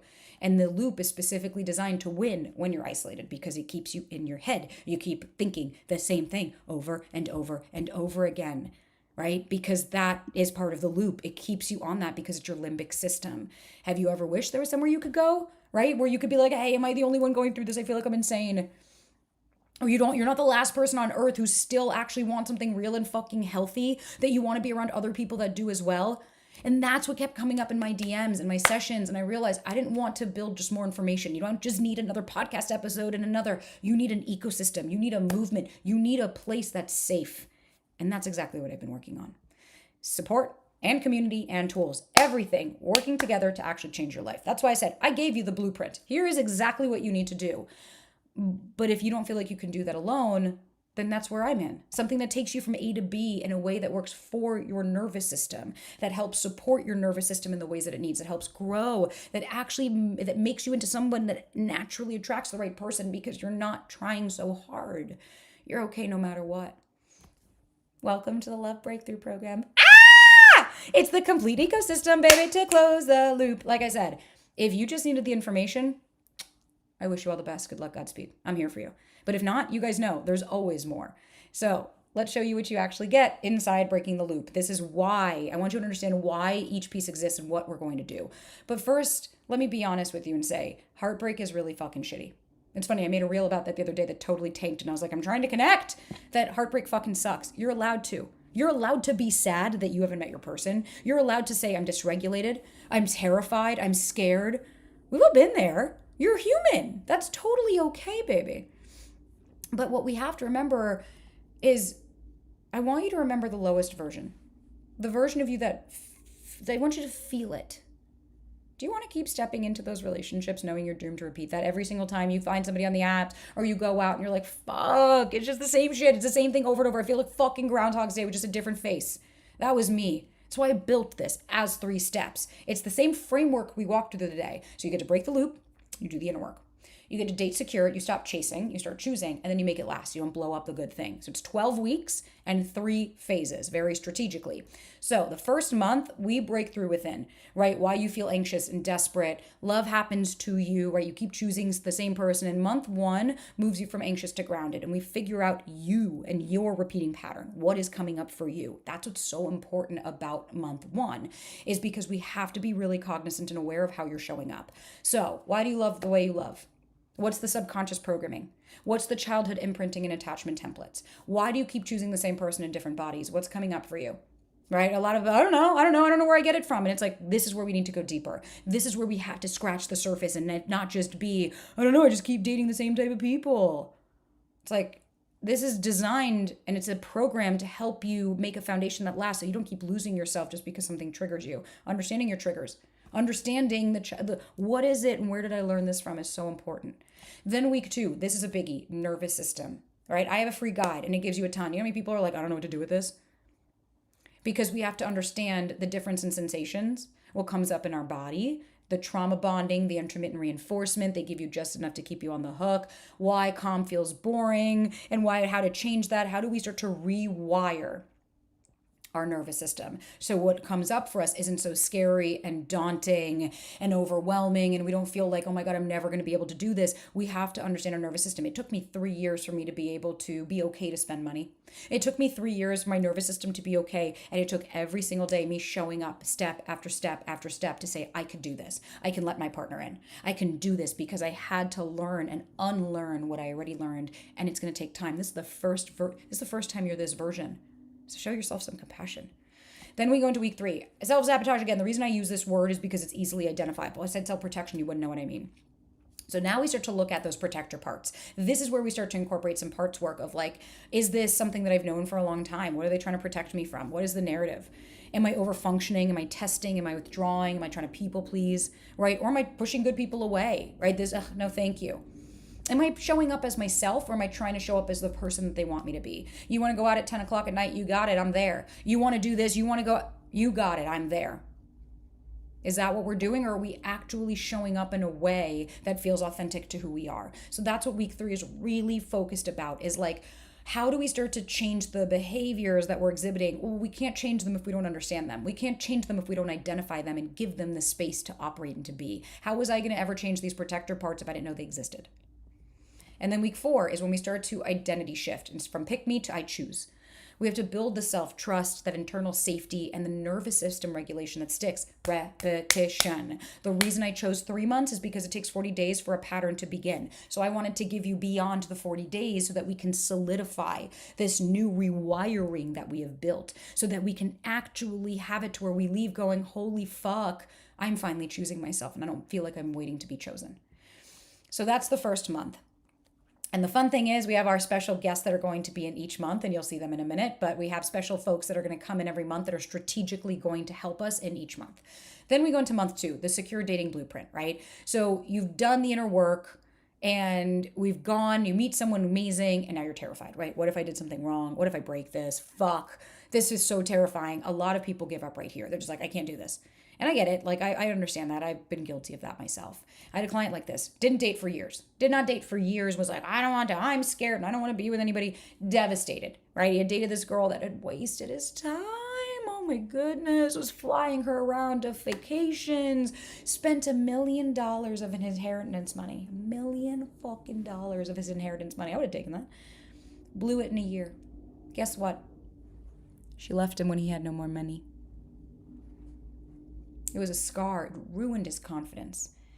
It ruined it. He chased her and he didn't let her go. He wouldn't leave it. It was 2 years after. He was enamored with this girl. He thought she was the one. It was just a fucking red flag. And I had to work with him. We had to rebuild his confidence. We completely shifted how he dated. He went from always hoping and chasing and this to did they choose me? From did they choose me to do I choose them? That's the shift. That's the shift. I started working with him 2 years ago, and he is engaged to an amazing woman who is actually more successful than he is, which is the irony of it. Been working with him for 2 years. The girl that he had been hung up on was a 3-year endeavor. And we had to challenge the narrative and the thought and really sit there. What makes them so fucking amazing? List it out for me. So would you want your friend to treat you like that? And your answer is no. Would you be okay if your daughter or sibling or mother were treated like that? If the answer is no, then what makes it okay for you? And that's part of it. Breaking the loop is also breaking the narrative, breaking the stories that we create. You guys hear me tell all the time, take the shine off of them. That's what we do. We start to understand where is the shine coming from and how can we stop doing that. Month 2 is about dating in the real world. Now we're choosing differently. We're showing up secure while you do it. This isn't just ethereal of like, this is all the things I want. Now we put them into practice. And while you're doing it, you have support. So you're not just out there in the world and being like, what the fuck do I do now? Right? So in the week 5, choosing versus chasing. We're done with, am I enough? And do they want me? No. Do I want this? Right? Does this actually work for me? How am I feeling in my body? What's coming up for me? Do I enjoy this dynamic? Because if the answer is no, don't fucking keep doing it. Then right there, that's how you waste your time. Oh, I'm scared of saying anything. Great, let's explore it. Great, give me the narrative. What's coming up for you? Let me know the fears. This is part of doing the work. It's not just being like, oh, but I talk about it all the time. I'm going to see those parts of me. How old do I feel? 7? Okay, let's explore it. What happens then, right? This is where we start to say, okay, what are my choices? Can I access a place of choice or do I need to regulate more to do so? We go into week 6. Now we can spot your person early. What does it actually mean to be emotionally available? What are the green flags that we're genuinely looking for? What does matter in the first 1 to 3 dates? What is the type of, how do they want them to treat me? How do I want them to show up? Am I having the conversations I'd be proud of? Are they answering in ways that make me feel like I'm in alignment with them? Right? And that's what we want to start to understand. It's not just about what to stay away from. It's also about going, oh, this is actually what I want, need, and deserve as well. Oh, got it. Okay, that's a totally different dynamic and experience, as you can imagine. Then we go into week 7. This one's important. What are the roles that you're playing? How are you showing up in this dynamic? How are you creating this, right? What is coming up for you? How am I showing up? What am I doing? Again, radical accountability. That changed my fucking life. When I stopped, I will never forget when I almost said his name. Me and my ex broke up. And I would just take full accountability of everything. Everything was my fault. Everything was me. I overcompensated. I performed. I was doing everything until I stopped and went, it couldn't have all been my fault. That's the point. We have to start to look and go, oh, I was playing the rescuer. If I took full accountability of everything, then everything had to have been my fault. And that's the role I was playing in my own suffering. Look at the narrative, all men are trash. I'm never going to find anyone. And then you wonder why your brain is holding on to that because you keep repeating it. Your brain is a predictive machine. So the more you tell it, the more it's going to do. How are you going to change? Unless we start to identify and take full radical accountability of our own fucking life. And then now we go into week 8, secure dating and practice, right? What does pacing look like without playing games? Again, it doesn't have to mean physical intimacy. How are we trauma dumping? Are we telling them everything on the first date? Are we texting are we endlessly, somebody wrote in yesterday saying, we text 24/7, we have 4-hour phone calls every day, but we haven't met, and now he's yelling at me, and I'm like, what the fuck are we doing? What are we doing? It's not helping anybody, baby. I want you to learn how to stay grounded when you really like somebody. What are the breathwork techniques? What are the things you could do before and after your date? What is the way that you could talk to yourself? What are the tools that you can implement? How are you going to show up differently? That's what's important here. And that's the point of all of this, is that change is possible. And so now we go into month 3. So you understand why and where. Now you understand what. So now how, right? How we're going to transition into that. Because month 3 is about building a relationship that lasts without losing yourself. That's the most important. You're in it and it's real. And this is where you start to get tested, right? Month 3 of a relationship, it's the plateau. Is the spark still there? The honeymoon phase? Where is this going? People panic. And this is where that self-protection starts to come in of like, well, they haven't given me an answer and I need to lock them down and I can't handle it and I just need certainty, because that doesn't go away. Notice how that was there in dating. Then it becomes in the relationship. And then I just need to get married. I just need to have kids. It always is a moving target because it's not actually about them. We need to build safety and security within our own body before we then are trying to have relationships with people where we're trying to feel safe. Otherwise, how else are we going to do it if we don't even know how to identify what safety feels like? How are you going to know that that's what you need in a partner? It's going to be really hard, right? So the first week in month 3, week 9, conversations that build commitment, right? How to have these conversations. How do you approach somebody? This is where you get the tools. A lot of you guys listen to the podcast. Notice how on the podcast, I don't give as many tools necessarily. I educate you. This is why. Because there is something that is behind a program where you actually get the play-by-play. Because this is my livelihood. This is what I've spent years building and conceptualizing and forming. And so I wanted to put it in a space where it's all there in one place, where you don't have to go and spray and pray and listen to every episode piecing it together. It's all in one place. How do you form commitment that actually starts to build and bring up the future without this panic and understand where you want to go? But it starts early. Then we move into week 10, communication that creates safety. Expressing your needs without it becoming a fucking thing, at least on your end, right? We can't control them, but that's what I would mean by it wouldn't take us weeks and months to figure this out for somebody, because we would be expressing this a lot earlier on. We'd be working through our nervous system and the grief and understanding that it's okay to be disappointed, that that's part of it. We wouldn't be getting to that point where all of a sudden you're 3 months in and this person's putting you down.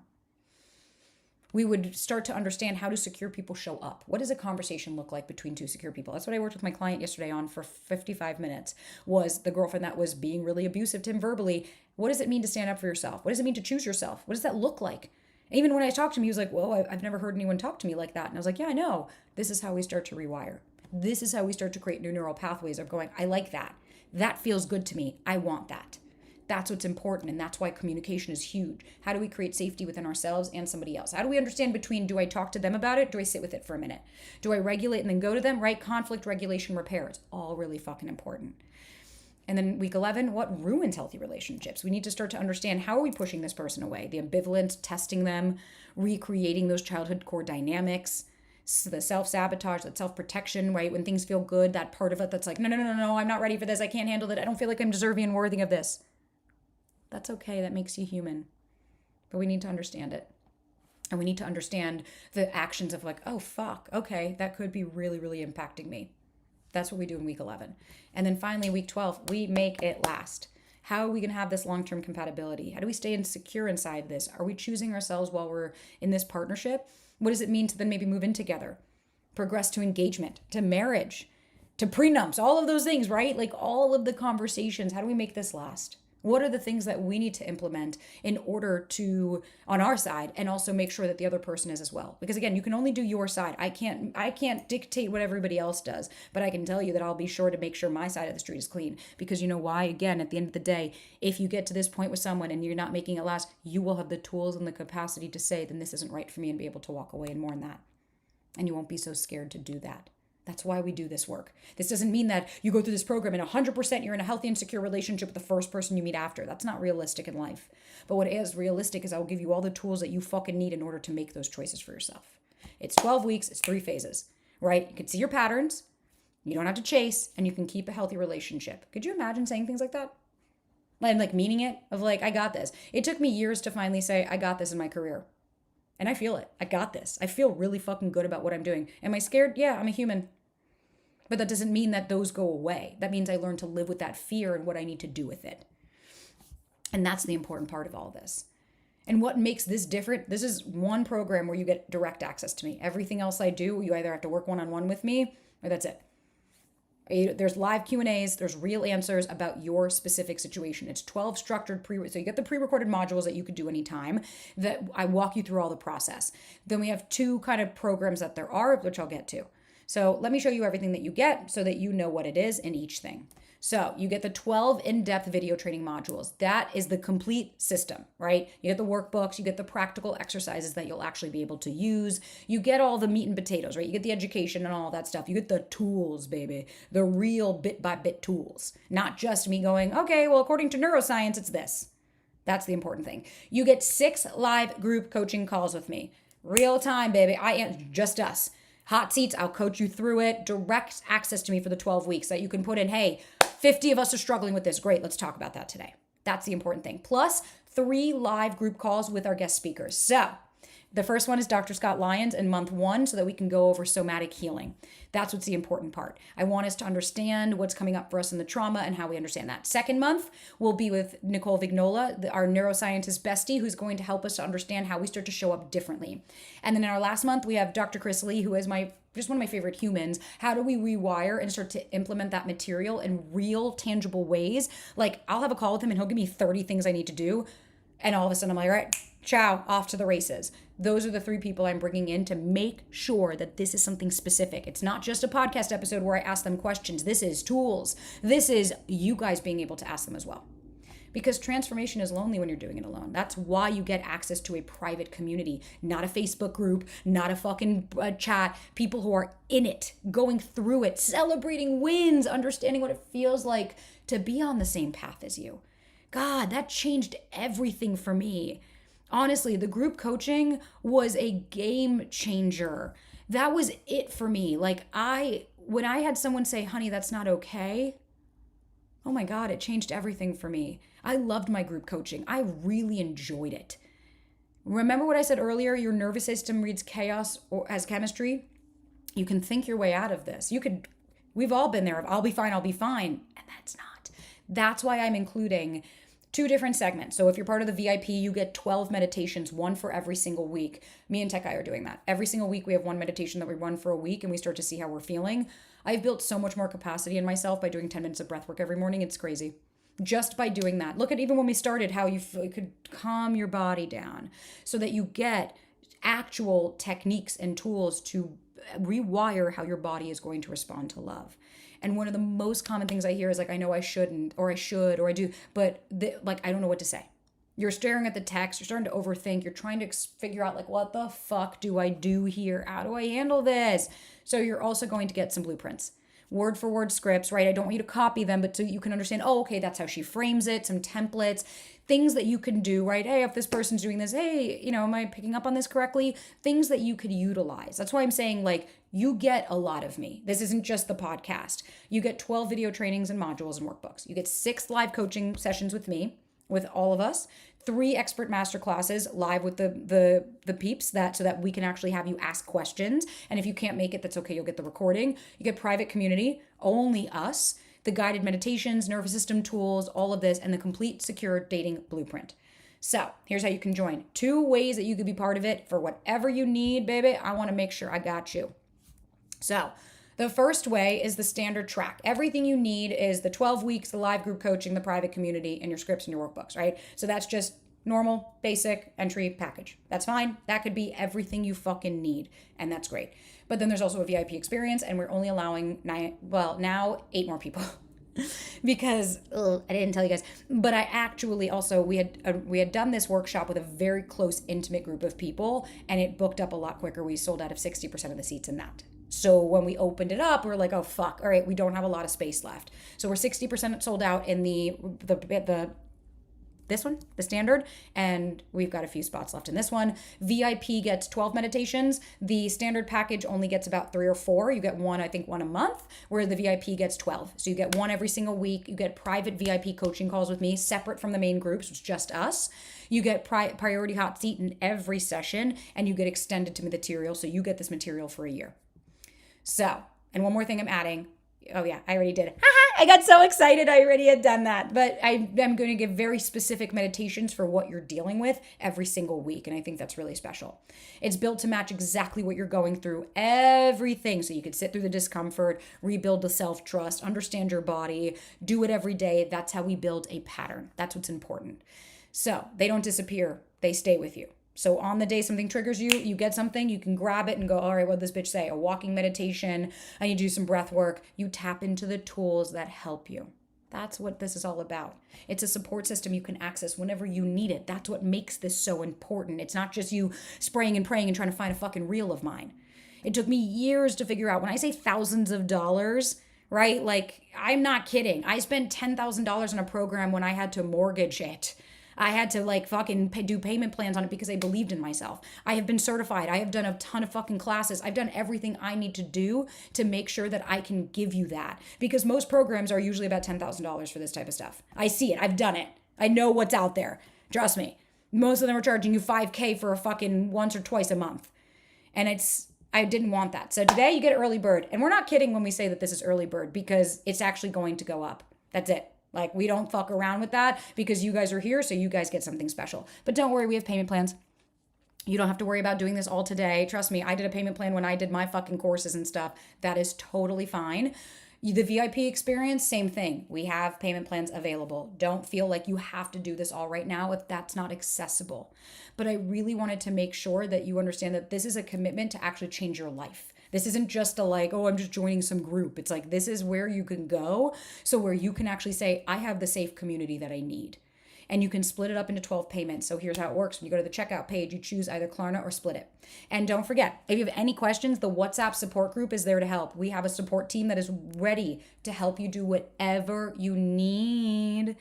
And that's why it's a small cohort. Right? That's why I don't want to have 1 million people. This isn't just a live on TikTok where it's every Tom, Dick, and Harry fucking spraying us with questions that you're like, I don't even know what you're asking. Or random people on Instagram chiming in that have never even watched my material but want to ask questions. This is where we have a space of community.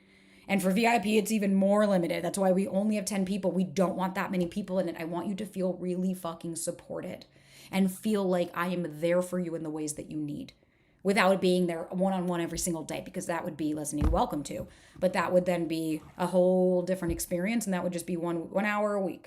That's fine. But I shared it with my email list, which is why we only have 60 spots left, and I was so excited. Look at reading the messages. I'm so excited. We got so many DMs of oh my God, I can't fucking wait. I am ready. I am so eager. It's going to be so much fun. We start March 9th. right at the beginning of spring. I wanted to give us time, and don't worry, you're going to get a fun bonus along the way that you're going to get in the interim to keep you occupado until we get started. But we're all in this together, baby. And so here's where we are, right? You've seen the problem. You've seen what it is.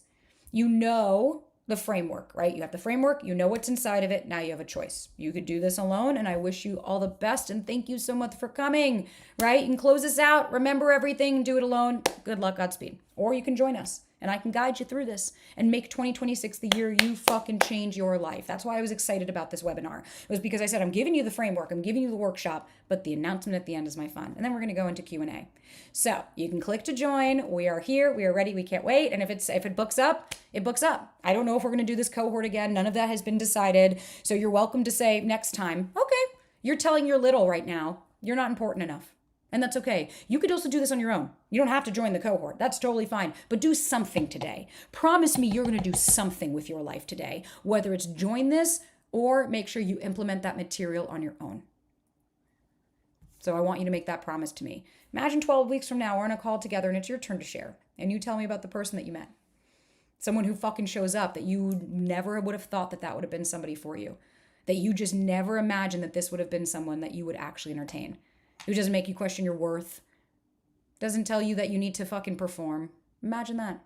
I've seen it happen, and I want you to be the next one. I want you to send me the fucking DMs and the messages. I want you to send me all of this of like, man, I wish I found this sooner. Fuck, I wish I had known. Like I said about my Pilates class, if I had known 2 years ago about that studio, I would have joined a million times because then I wouldn't have gone through all the injuries and hurt. But you know what? I don't regret that I went through that because it wouldn't have brought me to understanding how important that is for me. And that I needed that because I remember exactly who I was before any of this. I was crying all the time. I'd wake up at 3 a.m. with panic attacks. I would call my mom and be like, I'm never going to fucking find anybody. Nobody takes me seriously. Nobody wants a relationship, right? I remember the narrative. I was every single fucking one of you. Not just in my Okay, good morning, Sabrina. My relationships were not, I was going to say not just my relationships changing, but I couldn't speak. My relationships weren't the only one that changed. My entire fucking life. My entire life. Now, when people say mean shit to me, I'm like, hey, bye. I know who I am. I know my worth. Before, that used to crumble me. I would turn to stone. But now I have a different way that I approach my partner, and that's why we have the relationship that we have. So my mission is to change the landscape one person at a time, because even if 1%, that's 1% change. And if 9 billion people, that's not bad. Right? And even if just a small percentage of you shifts, you start to choose differently. You start to get rid of the people in your life that you don't actually want. You start to say that I deserve better. And I think that's really fucking beautiful. And I know some of you are sitting with the questions about the timing or that you could figure this out. And I'm not going to talk you into anything, but I want you to answer this. How much longer can you afford keeping to do this? How much longer? Answer it. Put it in the chat. How many more times can you sit with your phone waiting for a response that doesn't come and putting your worth into somebody that you've never fucking met? How many more people can disappear on you without an explanation, without you starting to internalize it and make this about yourself? I want you to think about that. Because I know I spent so much fucking time hoping that these people were going to change, that we were going to avoid the shallow conversation, and I was going to carry this fear around for me. If it doesn't happen now, when is it going to happen? That's really normal and human. And I want you to just remember that you're not alone. But I want you to be honest with yourself. How much more of this you got? Before you say it, I'm sick and tired of being sick and tired and I want to make a change. I'm asking you because you already know the answer. This is something you could do for yourself. And if not, thank you for coming. We'll get to Q&A in about 5 minutes. So I'm stoked. But you get the opportunity now. The option. So let me remind you what's inside the program before we go into Q&A. It's 12 weeks, 3 phases, 6 live calls with me personally. So month 1, we're going to break through within. We're going to understand the loop. We're going to rewire your nervous system. That's why we're going to have Scott joining us as well to understand the somatic practices and the trauma therapy aspect of it. Then in month 2, the secure dating blueprint. You're going to stop chasing and start choosing. Recognize your person before you're securely attached. That's why Nicole is going to help us with our default mode network and the salience network to understand the neuroscience behind it.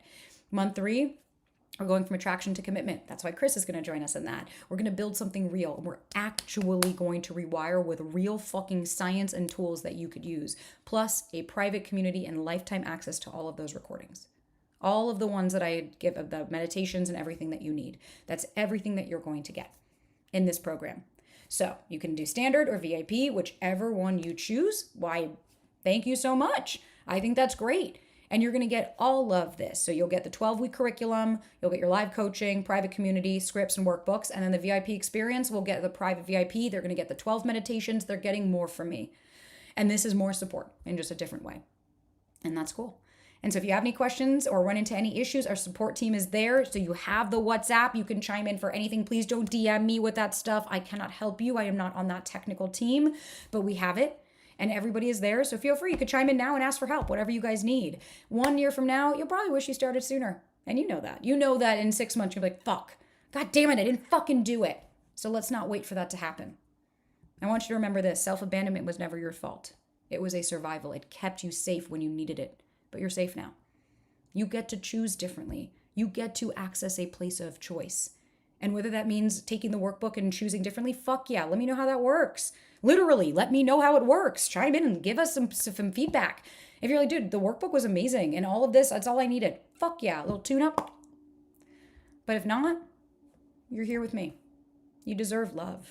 You deserve real partnership, and you deserve to close the loop because you're human, and you're human means that you deserve connection too. You don't have to earn it. It doesn't mean you have to be a special type of person to get this. You deserve it because of who you are. And now we've been here almost fucking 2 hours together doing this. And I want to now get into Q&A. Let's go. Let's go. Remember, pop them on in. Let me know whatever we got. I am so excited for Q&A. You guys have earned it. You've stuck around. And I appreciate you. And so now I'm going to answer any questions. Obviously, like I said, any questions specifically about the program, you can definitely ask our support group and they are there. But if you want to ask me any specific questions, I am waiting to see what you guys are going to pop into the chat. Let me know any feedback as well. I'm excited. But I want to meet you where you guys are at. And so I'm just going to start to look through some questions and populate going through, and I'll just answer them. We'll kind of do maybe not too rapid fire, but I'll give you the best I can. Please remember with the questions, this isn't a therapy session. So I want to just clarify, like that's the point of the group coaching and all of that and the calls. This is just to ask a question that I can answer for the group, but this isn't like, fucking going into dissertations. So the times and the days of the live sessions, what I'm thinking we're going to do is probably send out a jot form to understand where everybody is and get an understanding of timing. Because part of me is saying, should we do them in the nighttime? Should we do them in the morning? But I know that we all have different time zones. So once you join, we're going to send out a form to understand what you guys want, because I want to meet you where you're at. And then we will make sure that this is all, communicated to you, that 90% of people chose this time. So that's the time it's going to be.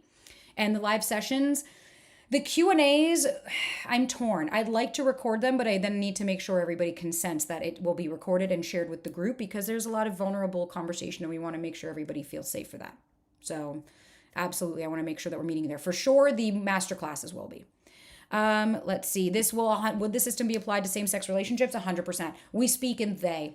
No gender norms. Absolutely not. Okay, let's see. What's one belief about love that you used to teach or believe strongly that you've since changed your mind about? You want to be honest? I used to believe if they wanted to, they would. 100%. I used to, because I didn't understand psychology. I didn't understand neuroscience. I didn't understand how humans worked. So I genuinely believe they don't want it bad enough. That's it. They don't want it bad enough. They don't like me. They don't care about me. They don't feel this. And so I genuinely believe they don't want it bad enough. But then I realized I really didn't want to be anxious anymore, and I still was. So what was my excuse? What was the difference between me and anything else? Was because I was so in my own echo chamber, I couldn't actually see that somebody else's lived experience wasn't necessarily mine. And that I had more in common with them than I thought. I used to believe in the box theory of like, well, when somebody meets you in 5 minutes, they know what they want with you. And it's like, that's just not how humans work. I'll be honest. It's not realistic, because we are nuanced and complex and we grow and evolve. All right, how do you remind yourself that you're doing the right thing, boundaries, when you feel bad sometimes? So that's grief. And that's also part of it. It's like, that's what I was saying earlier about grieving. So oftentimes, like this goes back to the first module in month 1. We need to understand, where did I learn that setting a boundary was dangerous or that would have gotten me in trouble? What is the narrative that I've associated about putting myself first? Because oftentimes when we feel guilty for setting a boundary, somebody taught you that was bad for you to do so. Somebody shamed you for setting one. That's what we want to start to look at, is who taught me that. and then start to understand those protector parts. That's what I mean by like, that's the process of doing the work, of having these things that you can have for repetition to go, wait a minute, I've been here before. This is okay for me. I am safe to set a boundary. That's working on our nervous system. Even now, when I say no, I'm like, hurtful or harmful? Am I hurting their feelings? I can afford to hurt someone's feelings, but am I harming this person or myself? That's something that we need to look at. Because it's also grieving, that if you set a boundary, you're allowed to feel shitty about setting the boundary. And oftentimes we have to say, why do I feel shitty? Oh, because they didn't like that. Oh, okay, so I'm now on external. So it's about them and not actually about what I need. Oh, so am I actually putting myself first? That's it. Okay. How can you tell the difference between genuine lack of attraction and subconsciously keeping yourself single to stay safe? Thank you for always being encouragement. Hi, Bianca. Okay. So how can you tell the difference between genuine lack of attraction? So we have to look and say, what's the narrative? Genuine lack of attraction is, I'm not interested in this person. I'm bored with them. I'd rather be at home than be in this conversation. I'm not interested in things that they have to say. We don't align in morals, ethos, and ethics, right? That is, I don't like this person. The subconscious, keeping yourself single to be safe, is you're creating narratives. Is there an urgency? Is there body sensations? That's what I'm saying. We got to get into your body. It's not all your head. Not everything is your brain. It's also understanding like, whoa, when someone says that they like me, do I recoil? Where do I feel that? Does that feel foreign to me? That's what I mean by like, we have to start to differentiate between, because one is urgency and the other one is a lot more calming. And that's what we're trying to understand the difference between. So we have to look and say, what am I feeling in my body? And that's why the nervous system component is so important, because otherwise, if we're trying to intellectualize everything, we're going to bypass all of the things that our body are feeling, in the same way as I feel the spark and they're so amazing, but we're not actually understanding what makes them so amazing. We have to challenge that. Do you think the rules are a bit different when dating at 50 and over time? Okay, no. And I'll be honest with you. No. I think a lot of people want to feel different. I get emails every day of like, why aren't you talking about when you're in your 70s and someone breaks up with you and you're never going to meet them again? It's like, well, first of all, I'm not in my 70s. So that would be the first thing. The second thing is, you know what the only difference is dating in your 50s versus your 30s or 20s? What do you want in life? Dating in your 50s, you've had more time to be within yourself, right? So you're probably more, not in a bad way, but more rigid, right? You have things, you have your routine, you have things, but you're not looking at necessarily children, because if you're in your 50s or 60s, that might not be a probability for you. You might not want that, versus someone in their 30s might want children. That's the difference here. But what changes? What changes? What is the difference? You tell me. Besides what it is that you want in life, but what changes with how you communicate, how you approach somebody, the boundaries that you set? What makes that different between anybody's age or gender or sexuality? None of that matters. What matters is, how am I showing up? And does this work for me? So it doesn't matter how old you are. This work matters for that. This is the first time I chose myself and pushed a situationship, but I'm feeling uncomfortable. Why does it feel like that? Okay, here's the thing. Why doesn't matter. The why doesn't matter. I could tell you why. I just went over why. Is because you're not used to choosing yourself. This feels uncomfortable because, like I said, even with the guy that I had dated, the situationship, because we're letting go of the fantasy and the idea of them. Now, why? Me telling you why doesn't really change any of that. You're like, okay, so I know why I'm doing it, but yet I still do it.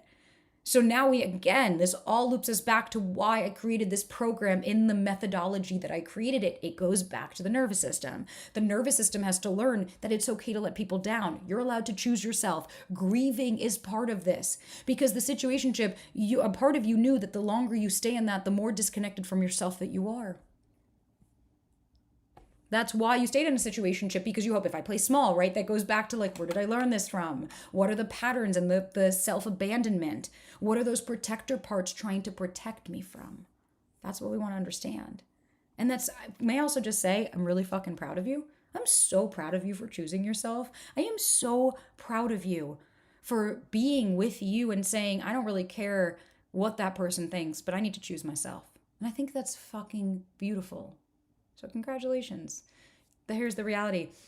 Choosing yourself doesn't mean it doesn't hurt, because before you self-abandon it hurt. So what would make you think choosing yourself wouldn't hurt as well? And that's okay too. I think that's human. Can you also, let's see. No, okay, that's not a question I'm gonna ask. Okay. All right, sorry, I just got a text that we have 2 VIP spots left. Oh my God, I love you guys. Holy shit! Well, to all of you guys that joined, welcome, babies. I can't wait to have some private time with you. So there's almost no VIP spots. That's fucking insane. I mean, should we open up more?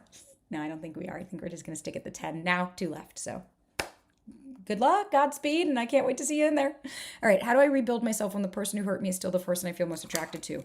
That's what we need to work on. Again, you guys are asking a lot of questions about a good portion of the stuff that I went over, and that's okay, but then what it's telling me is that we're not implementing the material. You see what I'm saying? That you can intellectualize it? I can sit here and tell you, first of all, what are you attracted about in this person?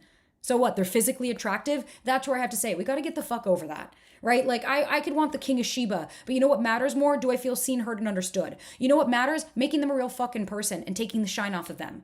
What are you so attracted to them about? The fact that they dismissed you, that they weren't there for you, the person that hurt you. So wait, is it really familiar? Do you always feel like, would you tell your friend to keep dating somebody that really hurts them? You're allowed to hold two conflicting thoughts. You could say, they're really fucking hot. Man, that guy's really attractive, or that girl is really beautiful. That person is really beautiful and amazing, but I deserve better. That's holding two conflicting thoughts. I'm allowed to think that that person's attractive. You don't think I go outside. You don't think me and Ryan walk outside and see good looking people, but that doesn't mean that those are the people that are for us. And that's where I have to say, how old do you feel when you say things like that? Like a teenager? Oh my God, but he's so hot. That's okay. What's that part trying to protect you from if we move on? Where did you learn that looks are all that matter? Or that looks are the most important thing? Where'd you learn that from? One of my clients did. His dad drilled that in his head. That looks matter. And so now he only went after men that were attractive. And he was then after realizing he felt lonely and empty because being attractive gets you in the door, doesn't keep you on the table. And that person has shown you that. So we rebuild ourselves when we show compassion for the parts of us that believe that that's what we deserve. That believe that we just deserve someone that's attractive, but nothing else. We rebuild that capacity, that self-love and compassion. How do you keep yourself grounded when you get ghosted randomly? That, again, you guys are asking all questions about the nervous system. And here's a harsh reality. You guys are asking me questions as if the one answer is going to make it all go away. That's what I'm trying to explain in a different way, is that there's a reason I have a program. And the reason I have the program is because, for instance, keep yourself grounded when someone ghosted you randomly. I don't know what your narrative is. I don't know what your core beliefs are. I don't know what your childhood was like. I don't know what happened before they ghosted you. I don't know how long you were dating this person. I don't know what prompted the ghosting. I don't know if they actually did ghost you, because I don't know if they just haven't answered you for an afternoon or if it's been 3 weeks. That's what I'm saying, is like, a lot of you guys are asking questions of, I just want the solution. But the solution only comes when we understand the root. So keeping yourself grounded, well, what is the narrative that you've created? You see what I'm saying, is like, there is which comes first, the chicken or the egg? And this is the problem with the internet, because you can go on Google and type that in and get, just go for a walk. And then sure enough, you're like, So how? You challenge the thoughts. You start to put them on the pedestal, or take them off the pedestal that they never belonged on. You start to be there for yourself. You work on your nervous system. You validate yourself. You show yourself some compassion and grace because you're a human and you didn't deserve that. That's how. But that's why I'm saying that the program is there to give you guys more support and tools to actually implement it. How do you know if my nervous system is helping me choose me or relieving old patterns? I feel uncomfortable with being treated and with again, that is the same thing of understanding the nervous system. It's not just about how do we avoid red flags. It's how do we welcome green ones and people that love us, because there's a part of you that doesn't believe they're worthy and deserving of that. There's a part of you that doesn't believe that that's what you actually deserve. Who is that? How old? Who taught you that? And it's okay if you're like, I have no fucking idea, because your nervous system, you have to remember, your nervous system is trying to keep you safe. And so if your nervous system is trying to keep you safe, then something that you've never received is going to feel foreign, is going to feel unfamiliar. And that's okay. That's normal. Okay. How to tell the difference between becoming a therapist for someone and supporting them and listening.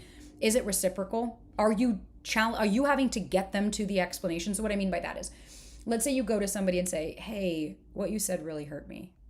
They've argued with you for over an hour and get defensive. So you have to sit there and go, let me explain to you. What I meant was this, and then this. And then they're sitting there being like, well, but that's what my childhood. And you're sitting there going, tell me more about your childhood. Where did you learn that from? And all of a sudden you're sitting there and you're like, what the fuck? What the fuck? Why am I coaching you and leading you and explaining to you and having to express to you why you hurt me and how you hurt me and where it is and how to speak to me differently? That's you becoming their therapist. Are they doing that for you? And Ryan and I got into that for a minute. I'm a coach, right? And so I started getting to that, and I had to stop, and I went, hey, I'm not your fucking therapist. You need to seek help. I can't be there to always be sitting there and be like, so tell me how you feeling, what's coming up for you, and where is this feeling? And after a while, I was like, yeah, you got to be big boy words. You got to talk to me like an adult. I'm just going to sit here and listen for a minute. so that I don't have to prompt and prompt and prompt. That's where we get into overperforming. Okay, how do I rebuild myself when the person who hurt me is still the person? Oh, okay, that one. That was the question that we had earlier. And I think, I mean, if we're asking that again, I think at the end of the day, we also have to remember that that's the point of the group chats as well. Is that working in a group is how you start to realize that you're not alone. That there's other people in here that you're like, oh, you're hurt too? Oh shit. Okay. Fuck, I didn't realize that I'm not alone in this and that there are other people that are experiencing this with me. And I think even just being in a group, or do you text your friends to make sure that they're okay? Right? And that's the point of these things. It's like, if you really want to rebuild who you are as a person, then we also have to look at the sum of all of our parts. Because I wasn't going to rebuild who I was as a person by consistently hanging out with people that hurt me, by consistently hanging out with people that were putting me down. Let's see. Thoughts on a casual physical connection while looking for my person. Be careful. That's all I'll say. If you could do it and you're being honest with yourself, sure, enjoy. Go get dick down and have a good time. But be realistic about that with yourself, because I don't know that you need both, right? Because this sounds also like a crutch where like, oh, well, I'm going to go because I have that branch that I don't have to let go of. And it's like, sure. I mean, if you're that horny, fuck yeah, have somebody that you can get your rocks off if you want to wait with the other person. That's fine. But personally, think of yourself like a battery. You only have so much to give. And so I think you can date multiple people because you're deciding who you like. But if you already know that that's a physical, casual thing, tap into them when you want to tap into them, right? You're home one night and you're like, yeah, I could get laid. I don't know that I like the other person enough, but like, this will be fun. Okay, fine, right? Because you're an adult making choices for yourself. And I think that's the important part. Can we get Ryan in the course as well? We most certainly can try. If you guys request it, I can give you a bonus. Why not? Fuck it. Let's do a bonus. I'll give you guys an extra session, like a master class. So it won't be just the three of us. We'll have Ryan come in for one of the Q&A. So you'll get 4 master classes. There we go. I made the executive decision. So we'll give you a bonus extra if you sign up today. I'm not gonna publicly announce that. There you go. Sign up today and you'll get the bonus. Love you. All right. Any advice for someone who is always chasing, but when it comes to being chosen, they run away? Join the course. I don't know what else to say. I think the reality is, again, you guys are asking a lot of questions about how do I just do this one thing without looking and going, okay, well, so then you're overperforming. We need to understand what's under the hood. What's the root of that? Because I used to. And imagine if I was like, so how do I stop this? And you're like, you just stop doing it. You start choosing yourself. You start grieving. Right? We have to start to look and say, like, that's again why I created this program, was to give you step-by-step tools and a rubric and things of like, when you're chasing, what comes up in your body before you reach out? What's the narrative and the body sensation? I'm curious. I want to know. Oh my God, I love this. Join the standard workshop. Thank you. Your content has already been transformative, helping me work through a breakthrough. Yay! I'm so excited. Oh, I can't wait. I can't wait because in the workshop, in the program, I get to give you all the stuff, right? Like on the podcast, I don't give it all because it's a free resource. And like it's like a personal trainer. A personal trainer's not going to sit there and program for you everything that you need if you're not working with them. But they'll tell you how to eat well and exercise. And so I'm excited I get to go deeper and give you guys more and work more intensely and one-on-one with you, because that's the point of this. So I am so excited and I'm so proud of you. But I want you guys to remember a lot of the questions that you guys are asking are really revolving around the bottom and not really understanding the root, right? You want the like quick, right? How do I get this to go away? It's like, that's not how this works. Because if it is, then none of you would be here right now. If all it was just a quick, like, just do this, then none of us would be sitting here together. None of us would be in this together. But it's not, right? We need to understand that this stuff takes time. You've had how many years of conditioning and programming and the same stuff over and over and over again. So do you think that it's just going to suddenly go away because I give you one fucking thing of like, oh, just go and count to 10 and tap on your head backwards and it's going to make it go away? It doesn't. And it's okay if you're like, I have a therapist and I want to work with this on them. Fuck yes. But invest in yourself, time and energy and repetition and doing it's not just, if you had your entire life of chasing somebody, then what makes you think that's suddenly going to go away? And I think that's just what we want to remember, is that this is here for you if you need it. And if not, fuck yeah. I'm proud of you no matter what for doing what you need to do to come home to yourself. But that's what this is all about. Is like, again, if you're tired of asking the same questions and going on fucking TikTok and typing these questions in and going on every YouTube and asking this and this, Let's see. Is it a red flag if you are too honest on the first date? I think that there is a balance. Because remember, here's the thing. Then red flag is a pattern of behavior. So how can that be a red flag if you've only had one date? I don't know the pattern of behavior. But like I'll say, if you're on a first date and you don't need to look at someone and be like, hey, by the way, I don't like you and you're really fucking boring, so I'm gonna go. Right? That's just mean. You don't need to be mean to somebody. But if you're honest of like, hey, here's what I'm looking for. You know where it becomes a red flag? If you're trauma dumping of like, oh, well, I'm just gonna be honest that like my ex was a raging piece of shit and I didn't do anything. I'm just being honest. You see what I'm saying? You can be blunt. I think you can be real. I think you can be honest about what it is that you're looking for and want. And hey, no, I'm not interested in that, but thank you so much. That I think is beautiful. That's you choosing yourself. All right. I know the importance of implementation and I tap into the root more often now. The challenge now is dealing with setbacks and not being discouraged and getting back on the path.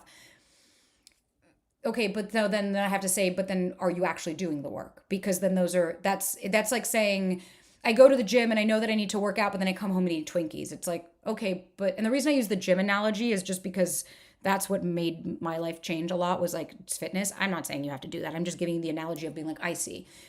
Then that says is then we're not actually implementing because you're saying, I know the importance. So again, you're intellectualizing implementation. I know the importance of implementation. So I intellectually understand that and I tap into it more often now. Great, right?